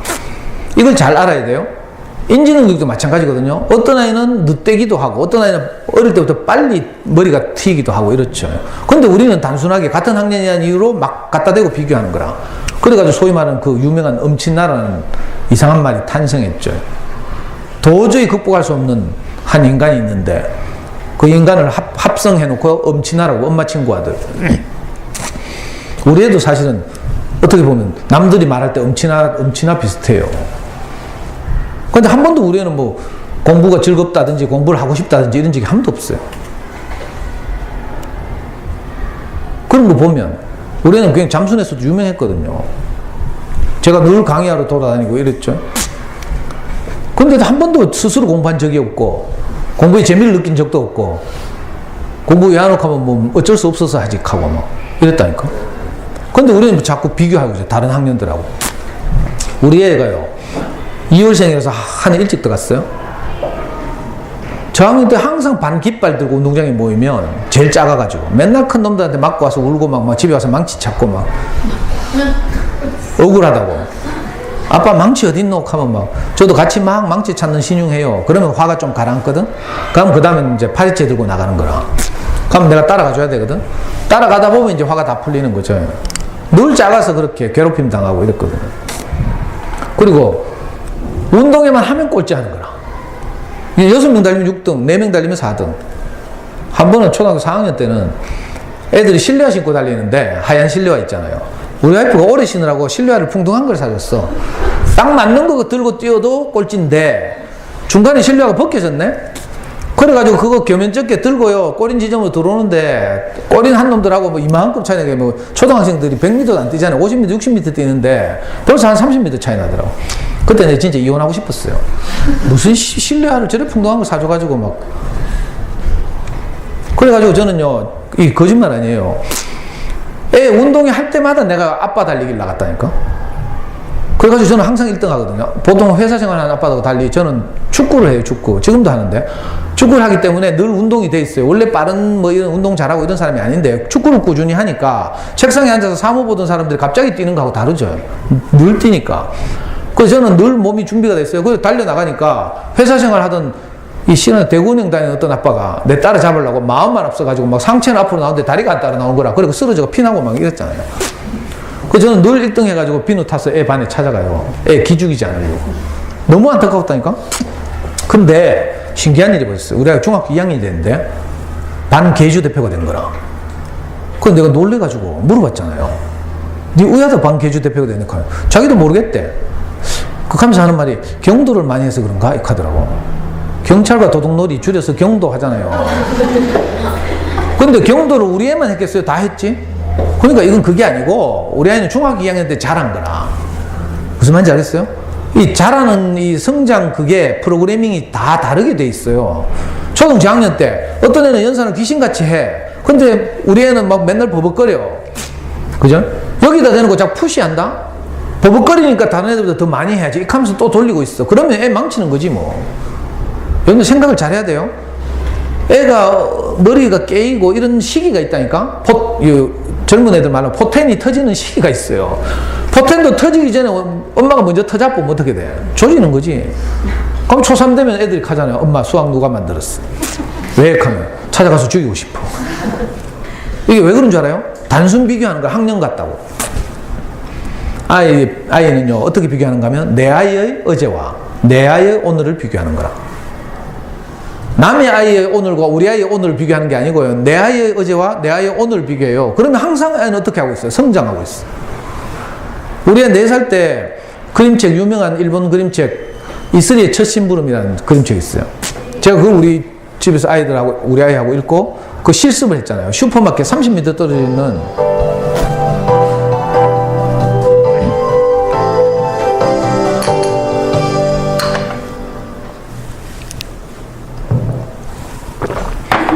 떨어져 있는 슈퍼마켓에 돈을 그때 2,000원인가 2,000원을 주고 일부러 4살짜리를 심부름 시켰다니까요.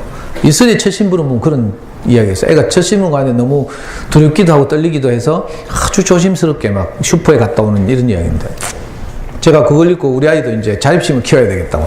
정말로 애가 스파이더맨처럼 있잖아요. 그 골목에 차가 주차되어 있고 벽이 있죠. 차와 벽 사이로 스파이더맨처럼 붙어가지고 30m를 이동하더라니까. 내가 창문 열고 봤거든. 들어가가지고도 뭐 거스름도 받고 이런데 한참 걸리더니 갔다 오는데 30m 갔다 오는데 30분 걸리는 거예요. 이랬던 꼬마가 있잖아요. 점점 자랐잖아. 나중에 군대 전역하고 딱 돌아오는데 전역하자마자 집에 안 오고 바로 서울 올라가서 부동산 계약하는 거라. 자기가 복학해서 살 집. 그리고 내보고 돈 보내라고 연락이 왔어. 아니 애가 이렇게 자라고 있다니까? 성장이라는 게 이런 거예요. 그러니까 불안해서 그렇긴 하지만 옆집 옆에 내 애하고 우리 집 애를 비교하면 안 돼요. 그렇게 비교하는 건 정말 무식한 짓이라. 비교는 차원이 같아야 한다. 이건 논리학의 기본이에요. 기본. 그러니까 비교는 어떻게 해요? 내 아이의 어제와 내 아이의 오늘을 비교하는 거야. 이러면요 항상 어제보다 못한 오늘이 없어요. 항상 성장하고 있죠. 너무 기특하고 대견하고 이래요. 여기 용돈만 들어갔는데, 자, 우리가 이렇게 이제 일상에서 아이를 이제 이렇게 잘 격려하고 이러면서 살아야 되는데 잘 안 되거든요. 불안하니까. 근데 좋은 어린이책을 계속 읽고 이러다 보면 아이하고 소통도 좀 일어나는데 도움이 되고요. 또 좋은 어린이책이 아이를 위로하기도 하고 우리가 못하는 역할을 대신해요. 또 우리가 그 책을 읽어주다 보면 우리 평소와 다르게 책의 내용에 우리도 이렇게 빨려 들어가니까 아이한테 전혀 다른 말을 하게 되죠. 아빠는 언제까지나 너를 사랑해. 이런 말 하게 된다니까. 믿으실지 모르겠지만 저는 저학년 때는 이제 그렇게 못했는데 애가 크고 나서는, 그죠? 제가 고등학교 이후로 우리 아이한테 가장 많이 한 말이 뭔가 하면요. 아빠는 어떤 경우에도 너를 사랑한다. 네가 어떤 길을 가더라도 아빠는 너를 응원할 것이다. 이 말을 가장 많이 하게 됐어. 자, 근데 저학년 때는 불안해서 잘 안 되죠. 그래서 좋은 어린이책이 필요한 거라. 좋은 어린이책을 읽다 보면 일단 주인공과 내가 동일시돼요. 이거 독서치료 하시는 분들에 따르면 이렇게 3가지 과정을 거치는 거죠. 동일시, 그 다음에 자기 정화, 그 다음에 통찰, 이렇게 3과정을 거쳐요. 대표적으로 이거 뭐 힘에서 잘 안 보이죠. 우리나라 유명한 그림책 가운데 엄마가 화났다 이런 그림책이 있어요. 최숙희라는 작가가 쓴 엄마가 화났다라는 그림책인데 여기 보면요, 엄마가 어느 날 기분이 좋아가지고 우리 애기한테 짜장면을 시켜주는 거야. 애들 짜장면 좋아하잖아요. 그래서 짜장면 시켜주니까 애가 막 허겁지겁 먹고 있어요. 근데 저 꼬마들이 짜장면 먹으면 어떻게 돼요? 다 쏟고 흘리고 옷에 묻히고 튀고 막 이렇죠. 그건 당연하지. 근데 당연한데 우리가 그 당연하다는 생각을 못하고 또 잔소리 하잖아요. 이 엄마도 여기 보시면 허리에 손 올라온 각도 봐요. 열받았죠 지금.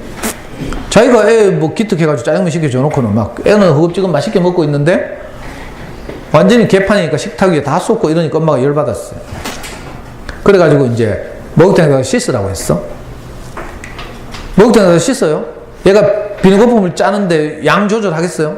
못하죠. 그러니까 막 자기 의도와 다르게 막 엄청나게 많이 짜가지고 비누 막 거품으로 막 목욕탕에 도배가 되고.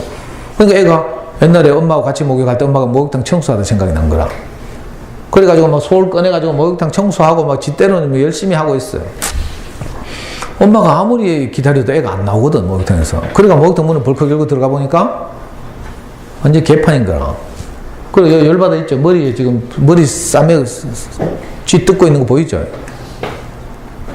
자, 이런 책 딱 만나면요, 애들이 어떤 생각이 드는지 알아요? 이거 바로 우리 집이네. 이런 생각이 든다니까. 이게 동일시예요, 동일시.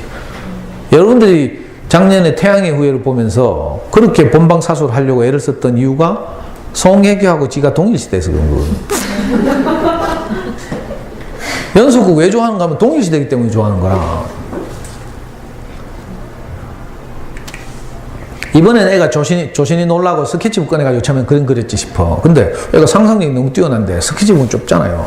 그러니까 막 살피다 보니까 옆에 막 대학방도 있고 막 방바닥도 있고 이러니까 막 열심히 그렸어요. 그러니까 엄마 막 진짜 돌겠죠, 이제. 드디어 이제 뚜껑이 열려가지고 막 해퍼붙는 거라. 근데 애 생각은 어때요? 우리 엄마는 사사건건 내 따라다니면서 찌랄하네. 이런 생각이 드는 거라. 짜장면 먹어도 그렇고, 뭐 목욕탕 씻어도 그렇고, 뭘 해도 잔소리 하죠. 여러분들 안 그래요? 뭘 해도 문제라니까? 왜? 우리는 이미 35, 40된 기준을 가지고 10살짜리, 8살짜리 애를 보고 있는 거라. 이 8살이 어떻게 40의 기준에 도달하겠어요? 그렇죠? 그 누가 잘못된 거예요? 아니, 모든 수험생들이 다 틀리는 문제를 출제하면 그거 수험생 잘못이에요? 출제위원 잘못이에요? 그건 출제위원이 잘못 출제한 거라. 그렇죠? 그래가지고 사상건건 혼나니까 애가 어떻게 돼요? 점점 자존감이 낮아지죠. 이 작가는, 최숙희 작가는 이 애 자존감이 낮아진다는 걸 크기가 작아진다고 묘사했어요. 참 재밌게 썼죠. 점점 크기가 작아져서 나중에 어떻게 된가 하면 안 보여, 애가. 너무 작아져가지고. 그제서야 엄마가 애 안 보인다고 당황해가지고요. 막 울면서 온 동네 애를 찾으러 다니는 거야. 우리도 그렇죠, 가끔 가다가. 엄마도 어떤 열받은 빨가벗겨가 현관 밖으로 내쫓기도 하고 막 이러잖아요. 가면 앞집 아줌마가 보고 안 돼 보여가 지금 앞집 아줌마 집에 데리고 들어갔어. 근데 현관 문 앞에 보니까 없거든? 놀래가지고 또 온 동네 찾으러 다니고 막 이러죠. 저도 옛날에 애 한 쫓아냈는데 나중에 보니까 안 보이더라니까. 애들 나쁜 마음 먹고 어디 가면 큰일 나죠. 불안해 죽겠더라니까. 그런데 요즘 엄마들한테 절대로 내쫓지 마라 하잖아. 괜히 내쫓고 우리가 불안해가 또 후회하면서. 성질 못 이겨가지고. 아까 말한 것처럼 애가 작아졌어요. 그렇게 묘사한 건 사실은 자존감이 낮아진 거죠. 엄마는 막 지금 그림책 저작권 때문에 다 들고 다 찍어 오진 않았는데 엄마가 온 동네 찾으러 다니면서 울고불고 난리가 났어요. 애가 자다가 울다 지쳐서 잠들었는데 엄마 치마 밑에서 잠들었어. 근데 자다가 보니까 엄마가 뭐 울면서 자기 찾으러 다니는 게 들리는 거죠. 그제서야 애가 뭘 깨달아요. 아, 우리 엄마가 아까는 막 꼭 내 따라다니면서 찌랄하더만은 사실은 속으로는 내 사랑했구나. 그러니까 막 찾으러 다니지 울고불고 막 난리가 났어요. 자, 좋은 어린이책 하나 읽으면 이렇게 동일시되죠. 그 다음에 꼬마가 혼날 때 자기도 혼나고, 그죠? 엄마하고 사랑한다고 막 끌어안고 울 때 애도 거기서 위로를 받고 이런 거라. 이게 카타르시스죠. 그리고 마지막에 책을 다 읽고 나면 아, 우리 엄마가 진짜는 나를 사랑하신 거예요. 이렇게 깨닫는 거예요. 좋은 어린이책 읽으면 아이들이 이런 걸 우리가 막 잘 못하는 맨정신으로 우리 애기 사랑해 이 말 잘 안 되잖아. 정말 안 되거든요. 공부시킬 때 되면. 근데 이런 책을 읽다 보면 저절로 이렇게 돼요. 저절로. 저는 이거 많이 했어요. 아빠지만 우리 애하고요. 책 읽어주다 울고 막 부둥켜 안고 울고 이거 진짜 많이 했다니까. 감동적인 책을 읽으면. 그러면 정서적으로 아이들이 훨씬 안정되죠. 학습적인 요소를 자라게 한다고 하다가 보면 정서적으로 불안해지면 이게 오래 못 가거든요. 균형이 안 맞아서. 그 정서적으로도 좋은 어린이책 읽기가 큰 도움이 되는 거죠. 하여튼 이런 과정을 거쳐서 우리 아이는 사교육 없이 컸어요. 영남고등학교 나왔어요. 수능 성적표, 인증샷. 지나갑니다. 우리 애는요, 그 당시에 전국에서 한 250등? 200등에서 250등 사이였어요. 대구에서 10등. 잘했죠? 내신, 중학교 때 내신이 어떤 줄 알아요? 6점 몇 %였어요. 6점 몇 %가 뭔지 모르죠? 영남고등학교 여기, 우리 애가 진학하게 됐어요. 2월달 됐는데 입학도 안 했는데 벌써 상담하러 오라더라니까? 제가 상담하러 가니까 중학교에서 넘어온 대외비 학생생활 기록부 누런 봉투를 뜯어가지고 담임도 영남고등학교 재단 이사장 아들이었어, 그때. 뜯어보더니 아드님은 뭐 6점 몇 %네요. 그러니까 100명 중에 6점 몇 %니까 반에서 보통 3, 4등 하는 거라. 극하더라고. 그래, 반에서 한 3, 4등 하겠네요. 극하더라고. 근데 제가 듣는데 좀 기분이 은근히 나쁘대? 우리 아들에 대한 자부심이 있는데. 그래서 제가 담임한테 했어요. 우리는 장기적으로 보고 준비했기 때문에 내신 관리를 안 해서 그렇습니다. 선생님 1년만 기다려보십시오. 내가 익혔어요. 근데 진짜로 고등학교 가자마자 3월 달에 모의고사 쳤죠. 모의고사 딱 치니까 영남고등 610명 중에 그때 3등 했어요. 반에서 3, 4등 해야 될 애가 610명 중에 3등. 수학 100명, 100점 맞은 애가 2명밖에 없었어요. 하여튼, 그리고 1년 있다가 나중에 전교 1등 했잖아. 진짜 1년 지났는데 전교 1등 했어요. 그러니까 바로 그 전까지 1등 하던 애 엄마가 우리 집에 전화가 왔어. 이름도 내 다 알아, 지금도. 진천동 사는데. 전화가 왔어요. 그리고 우리 와이프가 받았어. 다 뛰면 저를 바꿔주는 거라. 우리 집에 교육 담당은 아빠라 하면서. 이 엄마는 이제 공부 잘하는 엄마들끼리 모여서 이제 밥도 함께 하고 뭐 서로 정보도 주고받고 하려고 전화했는데 저를 바꿔주니까 당황해서 확 끊더라고. 걔는 이과 가가지고요. 메이저 5대 의대 아니들 울산대 의대를 갔어요. 메이저 5대 의대가 있어요. 이과에서는. 서울대 의대가 1위고 2위가 연세대 의대, 3위가 성균관대 의대, 4위가 카톨릭 의학과, 5위가 울산대 의학과예요. 이거 종합병원을 끼고 있는 대형, 보통 보면 뭐 잘 모르지만 고대 의대는요, 의대 세계에서는 밀려 있어요. 그 얘는 이과를 가서 그래 갔어. 우리 애는 문과를 갔죠. 책을 좋아하게 해야 되는데 지금 제가 뭐 하고 있는 줄 알아요? 여러분들 설득하고 있어요. 그냥 관념적으로 책 읽기가 중요한 게 아니라 얼마나 중요한지를. 특별히 저학년인 경우는 책을 많이 읽어줘야 돼요. 좋은 책은 도서관에 많고 하니까 다 생략하더라도 책 읽어주기가 그 아이의 책 읽기 능력을 좌우해요. 많은 엄마들이 여기서 실패하죠. 실수하죠. 이제 네가 한글 아니까 읽어. 엄마는 바빠. 뭐 이렇게. 그러면 안 돼요. 한글 아는 것하고 책을 읽는 건 전혀 다른 개념이거든요. 우리가 영어 알파벳 다 알지만 영어책 못 읽잖아요. 이렇게 하면 버벅거려야 되고 막 이렇죠. 애들도 똑같아요. 행간의 숨은 뜻, 저자의 의도, 지금 작품의 배경, 분위기 이런 걸 감안해서 읽어야 되는데 그게 안 되죠, 애들은. 그냥 문자만 버벅거리면서 읽는 거라. 그러니까 어떻게 해요? 엄마들이 많이 읽어줘야 되죠. 언제까지? 애들이 들어보고 엄마가 읽어주는 게 너무 느려 터져서 지가 눈으로 읽는 게 훨씬 빠른 시기가 와요. 그때 되면 엄마 내가 읽을게 답답해 죽겠어 하면서 뺏어가죠. 이 시기를 보고 읽기 독립이라고 하죠. 억지로 띠내면 안 돼요. 이유식 시킨다고 막 젖에서 억지로 엄마 출근해야 되니까 억지로 젖 띠내면 애정결핍 오거든. 그거하고 비슷해요. 억지로 책 읽으라고 띠내면 안 돼요. 그러면 읽기에 대한 두려움이 생겨요. 스트레스 받아. 충분히 읽어주면 많이 듣잖아요. 많이 들은 아이들이 학교 가서 수업할 때 선생님 말을 더 많이 알아듣지. 어른들의 말을 계속 들었으니까. 굉장히 중요해요. 책 읽어주기. 제 말이 아니고 진짜 전문가들 말이에요. 옛날 이 주제로 다큐멘터리 나왔어요. KBS에서. 우리 연구소에는 그림책이 한 1000권 정도 되는데 여기 있는 게 그냥 꼽혀있는 그림책이 아니고 전집하고 달라요. 한 권 한 권이 전부 주옥 같은 그림책이죠. 시간이 가야 되네. 자, 지금부터는요, 도서관에서 어떻게 그러면 좋은 책을 골라서 빌릴 것인가에 대해서 간단하게 몇 가지로, 4가지로 제가 요약해서 말씀드릴게요. 첫 번째는 잘 모르니까 무조건 어떻게 하면 되는가 하면 출판사를 믿고 무조건 빌리는 거라.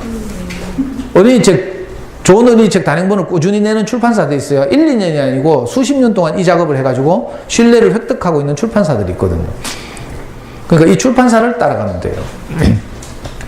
자, 출판사 중에서 어린이책을 제일 많이 내는 저학년이니까 그림책, 특별히요, 제가 부탁하고 싶은 것이 저학년이잖아요. 글밥 많은 책 자꾸 고르면 안 돼. 그럼 애들 부담을 느껴요. 시대가 많이 바뀌어가지고 애들은 요즘은 미디어에 익숙해져 있죠. 스마트폰 이런데. 그래서 가능하면 그림책이 훨씬 좋아요. 글밥 많은 책 꼭 안 읽어도 돼요. 자, 어린이책 독보적 브랜드는 저학년 내에서 특히 독보적 브랜드는 비룡서예요. 우리나라에서 가장 큰 출판사가 있거든요. 민음사라고. 그 민음사의 어린이책 브랜드인데 얘들은 돈이 많아가지고 작년에 전라남도 광주에 대형 어린이 전문 서점을 만들었다니까. 그래서 제가 대구에도 하나 만들어 달라고 인터넷에 한번 쓸까 싶어요. 청원 운동을 하든지. 내가 돈이 많으면 제가 직접 만들겠는데 그럴 수 없으니까. 자, 비룡수 책들은 무조건 그림책도 그렇고 저학년 문고도 그렇고 빌려서 마음껏 읽게 하면 되죠. 비룡서가 거의 쌍벽을 이루는 출판사가 제가 옛날에 대학 다닐 때 제가 제일 많이 한 일이 전두환 정권 타도하자 이거였거든요. 근데 이 전두환이 장남이 이 출판사를 운영하고 있어. 참 비극이죠, 비극. 근데 내가 애를 키우니까 할 수 없어요. 여기서 나온 책도 정말 재밌거든? 시공주니어의 특징은 외국 출판사의 정말 유수한 작품들을 판권 제대로 주고 사와서 번역 제대로 붙이고 이래가지고 정말 재밌어요. 우리가 정말 좋아했던 그 외국 창작 동화들 대부분이 여기 들어있어요. 시공주니어에서. 나중에 나오겠지만 그 영국의 유명한 동화 작가 로알드 달이라고 있는데 이분이 쓴 책들은 너무 재밌어가지고요. 전부 영화로 만들어졌어요. 찰리와 초콜릿 공장, 마틸다 뭐 이런 거 있잖아요. 우리 애가 작년에 26이었는데 서울에서 여름에 카톡이 왔어요. 아빠 내 대구 내려가거든. 우리 가족끼리 영화 보러 가자고 하면서. 무슨 영화 하니까 뭐? 영화 제목이 마이 리들 자이언트 하더라고. 작년 여름에 개봉했어요. 그게 뭔지 알아요? 시공주니어에서 나온 책, 우리 아이가 어릴 때 지가 읽었던 내 친구 꼬마 거인이라는 책이에요. 그거 아직도 기억해가지고 그 영화 개봉한다니까 보러 가자 하더라고. 창비는 요즘은 이제 어린이 저학년에도 신경을 쓰고 있어요. 그림책도 많이 나오고 수박수영장 이거 정말 애들은 인기 있는 그림책이죠. 근데 창비는 저학년뿐만 아니라 고학년 영역에서 창비 아동문고라고 40년 동안 좋은 어린이책을 해마다 몇 권씩 꾸준히 만들어 왔어요. 여기 진짜 주옥 같은 책, 교과서에 실린 책 이런 책들 정말 많죠. 그래서 창비책은요 눈 감고 빌려도 돼요. 물론 이제 학년을 고려해야 되죠. 자, 사계절에서도 좋은 어린이책이 엄청 많이 나오고 있어요. 이건 그림책이지만요. 저는 우리 연구소에서 이제 아이들하고 어린이를 위한 인문학 수업 해가지고 학년별로 팀을 짜서 수업을 하거든요. 1학년들하고도 수업하고 고학년들하고도 수업해요. 고학년들하고는 이런 그림책 가지고 해요. 사계절에서 나온 그림책 보면 이게 초등학생을 위한 그림책 해가지고 요즘 시대에 딱 맞죠. 요즘 핵문제 이런 게 시끄럽잖아요. 춘희는 악이란다 이건요. 2차 대전 때 일본에 원폭이 떨어졌죠. 거기 원폭이 떨어진 히로시마에 살던 제일교포 3세 이야기예요. 아기를 베고 있었는데 어떤 아줌마가 아기를 낳았는데 원폭 피해자인 거라. 그래서 춘희라는 아기가 태어났어요. 그때가 언제예요? 1945년인데 지금 몇 살이고 벌써. 그죠? 이 책이 쓰여질 당시에 이 춘희라는 아기가 40 몇 살이에요. 근데 아직도 아기인 거라. 왜? 발달장애인 거죠. 원폭 피해자예요. 이 집 대문을 지나가면 이 춘희 엄마가 항상 빨래를 넣으면서 고향 생각하면서 담 너머로 노랫소리가 들려와요. 나의 살던 고향은 꽃피는 산골 하면서. 진짜 감동적인 이야기예요. 이게 핵전쟁이 얼마나 개인을 망가뜨리는가 이걸 보여주고 있어요. 그러니까 우리 아이들 키울 때 그죠? 전쟁은 무조건 안 된다 이렇게 키워야죠. 예를 들면 북한은 나쁘니까 전쟁해도 괜찮다 이 땅으로 키우면 안 돼요. 그죠? 더군다나 핵전쟁은 모든 사람들을 파괴시킨다 이런 거죠. 꽃 할머니 이런 그림책은요 요즘 손수상 만들어서 일본 대사관 앞에 갖다 놓고 이러죠. 위안부 할머니 이야기. 그림책들이 좋은 그림책이 정말 많다니까. 길버드 어린이 유명하죠. 이거 우리나라 그림책인데 이거 애들이 정말 좋아하대. 저는 제가 보기에는 그림책 희닥한데 애들이 너무 좋아해서 내가 할 수 없이 인정하게 됐어요. 지금 이 시리즈가 9권 나왔어요. 지원이와 병관이 시리즈. 이번에 봄에 이 작가가 대구 내려와서 강의도 했어요.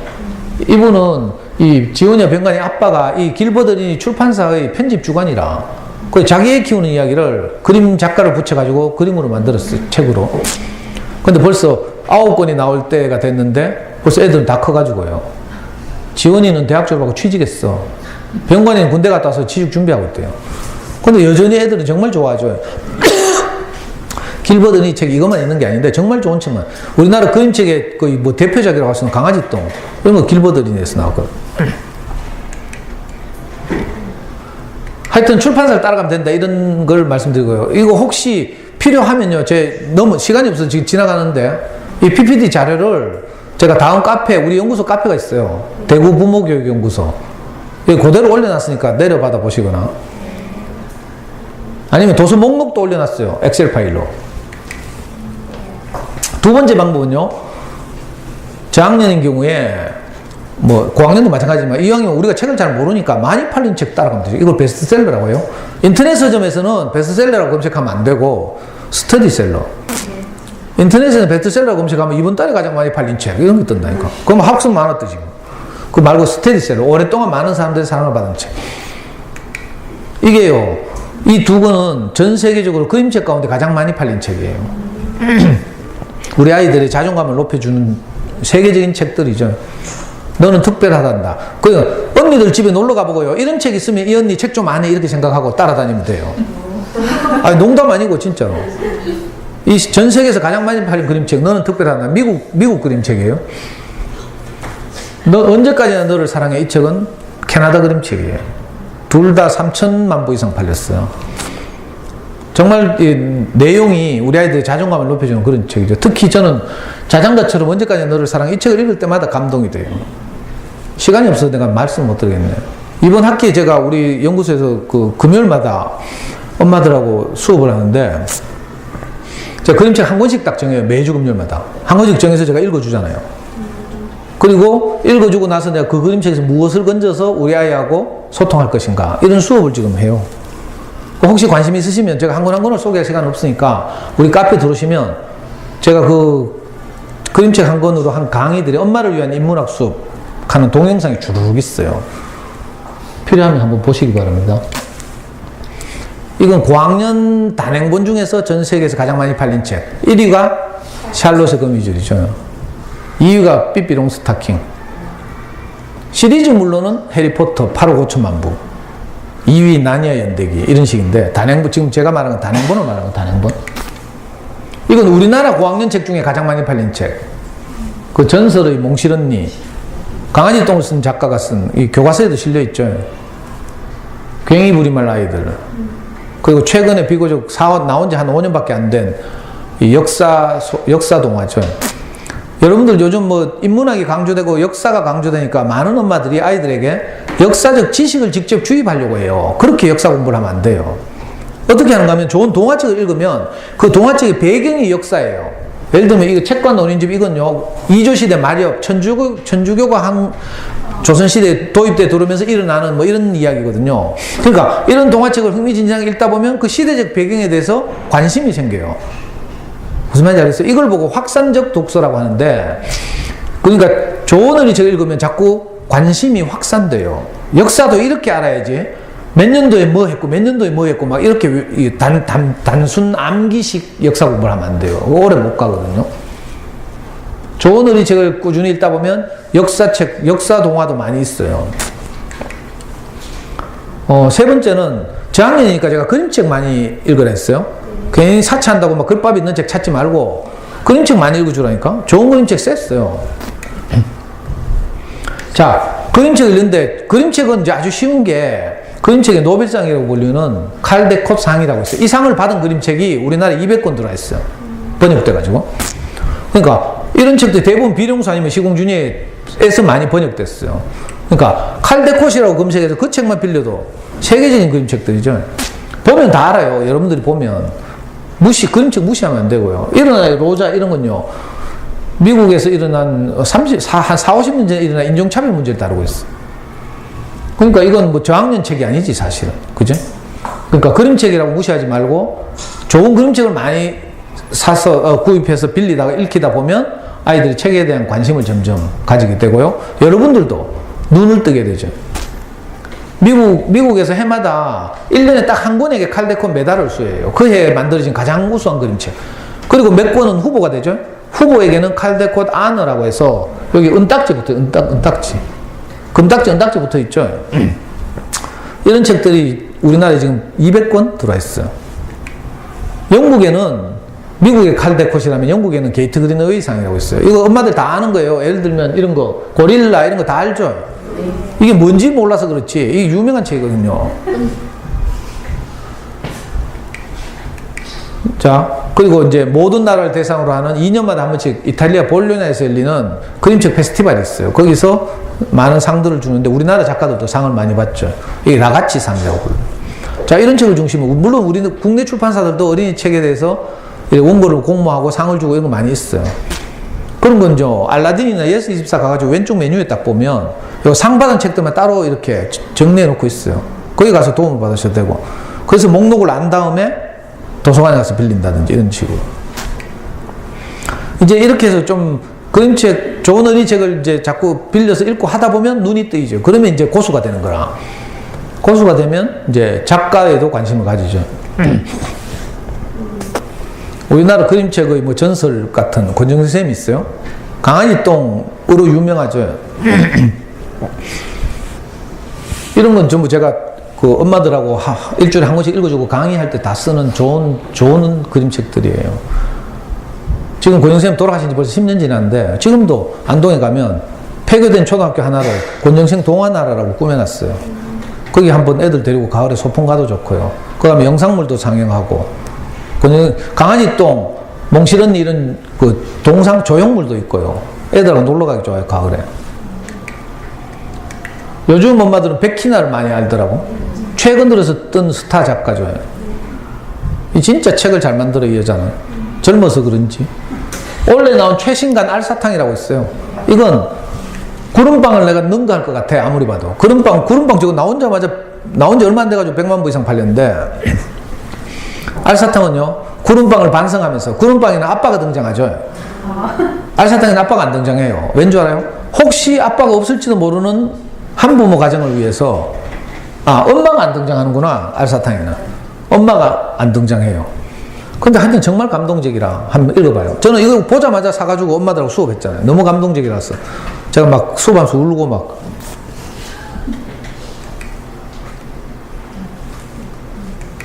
자, 외국 작가들 중에, 그죠? 우리 아이들 키우다 보면요. 아이들 속에 있는 마음, 이런 거 있어요. 예를 들면, 처음 학교 갈 때, 개학하고 나서 방학 끝나고 갈 때, 뭐 좀 스트레스 좀 받잖아요. 이럴 때, 아이 속에 있는, 그지? 용기, 뭐 이런 거 있죠. 이 존 버닝햄은 그 아이 속에 있는 어떤 것을 포착해서 그림으로 그려냈어요. 이거 알도라는 그림책인데? 이거 뭐고? 에이씨. 시간도 없는데, 지금.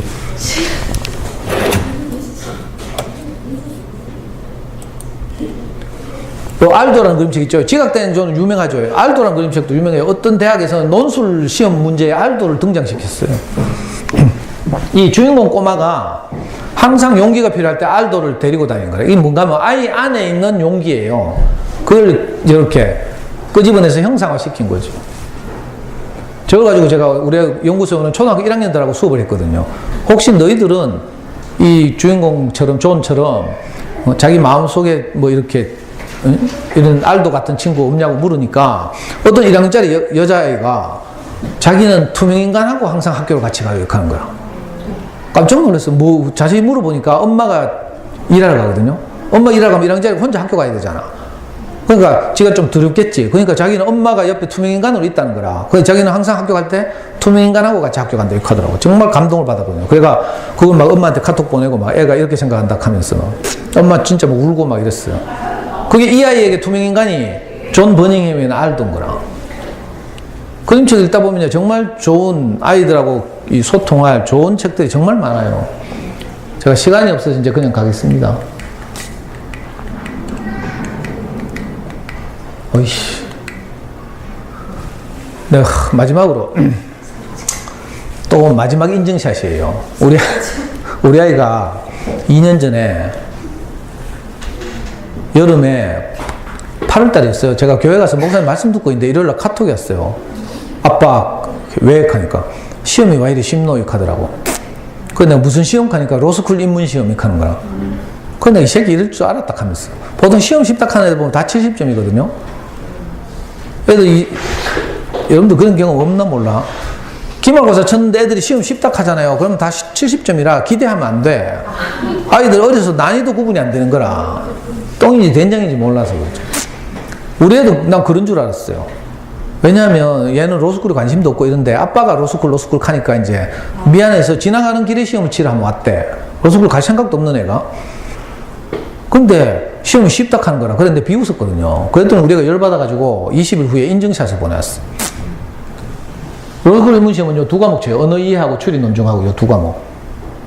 잘 보시면 언어 이해라는 과목이 상위 5% 받았어요. 95%니까. 이 35문제 중에 34문제 맞췄어요. 잘했죠? 근데 상위 5%밖에 안 돼. 왜? 변별력이 없어서. 문제가 쉬워서.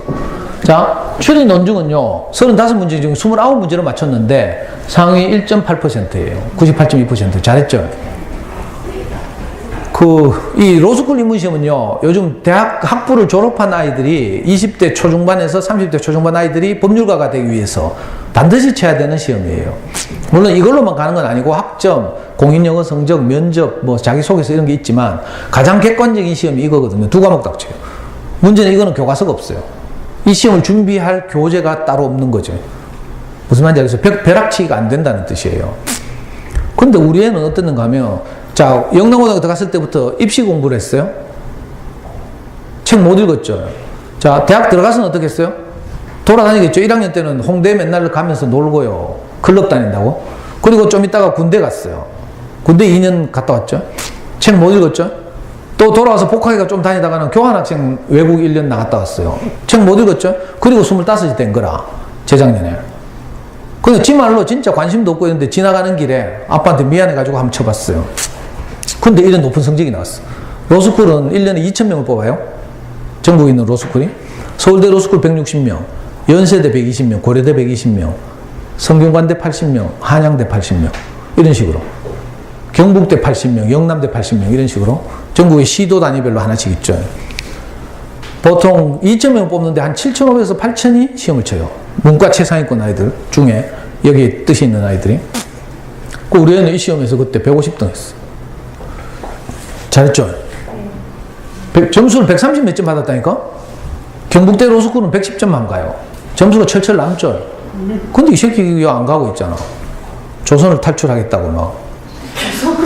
헬조선까지 헬조선. 금수저가 판을 치고 뭐 빽이 있어야 되고 이러니까 자기는 흑수저로 태어나서 한국 땅에 있어가지고 희망이 없다 하면서. 그래가지고 외국 나갔어요. 제가 왜 이걸 보여드리는가 하면 우리 애가 이 인증샷을 보내면서 내한테 한 말이 있어요. 우리 애는 지금까지 지가 똑똑해서 공부를 잘한 줄 알아.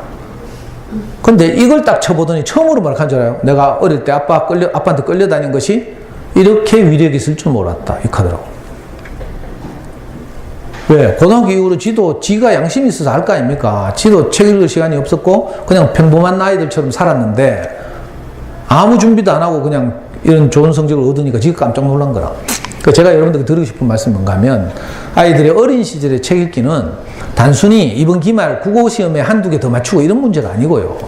아이들에게 평생 영향을 미친다. 계속해서 공부에 영향을 미치는 아주 중요한 작업이죠. 이 어떤 좋은 유명한 학습지나 이런 걸로 대체될 수 없는 성질을 가진 것이 어린 시절의 책 읽기예요. 그래서 교육청에서도 이 강의의 제목을 평생 공부에 미천을 마련하는 초등 독서 이렇게 잡은 거죠. 제가 하여튼 이 주어진 시간 동안 여러분들 설득하고 싶어서 지금 5만 이야기를 다 했어요. 혹시 설득이 됐으면 좋겠는데 어떨지 모르겠네. 그죠? 하여튼 제가 이렇게 말씀드려보니까 집중해서 잘 들어주셔서 제가 목이 쉬도록 열심히 말했어요. 어쩌든지 도움이 됐으면 좋겠고요. 혹시라도 아이를 키우다가 잘 모르겠거나 뭐 길이 막히거나 이러면 언제든지 우리 카페에 질문하시거나 아니면 찾아오셔도 돼요. 저는 지금까지 한 번도 상담료를 받고 상담해 본 적이 없어요. 저도 사실 우리 아이 키우면서 전부 전적인 도움이거든요. 잠수내의 도움, 그리고 어린이 서점의 도움, 그죠? 우리 사회의 도움을 저도 받고 큰 거죠. 제 자신도 그렇고. 누가 검정고시라는 제도를 만들어 놔가지고 저 같은 불우한 어린이가 그래도 어떻게든 검정고시를 통해서 대학 갔잖아요. 그래서 저는 할 수만 있으면 제가 아이를 키운 경험이 누구에게라도 도움이 됐으면 좋겠다 이런 생각을 해요. 시간이 있으시면 우리 연구소에 직접 강의를 들으러 오셔도 좋고요. 엄마들을 대상으로 한 강의는 다 공짜예요, 공짜. 하여튼 인연이 되어서 이웃인데 얼마나 가까운지. 제가 대서초등학교 다음으로 가까운 게 여기예요. 그죠? 상인화성 파크드림 1단지 살거든요. 혹시 도움이 되시면 내년에도 또 불러주시면, 내년에는 뭐 수학하든지 영어를 하든지 여러분들이 지적해가지고 불러주시면 또 말씀드리겠습니다. 잘 들어주셔서 감사합니다.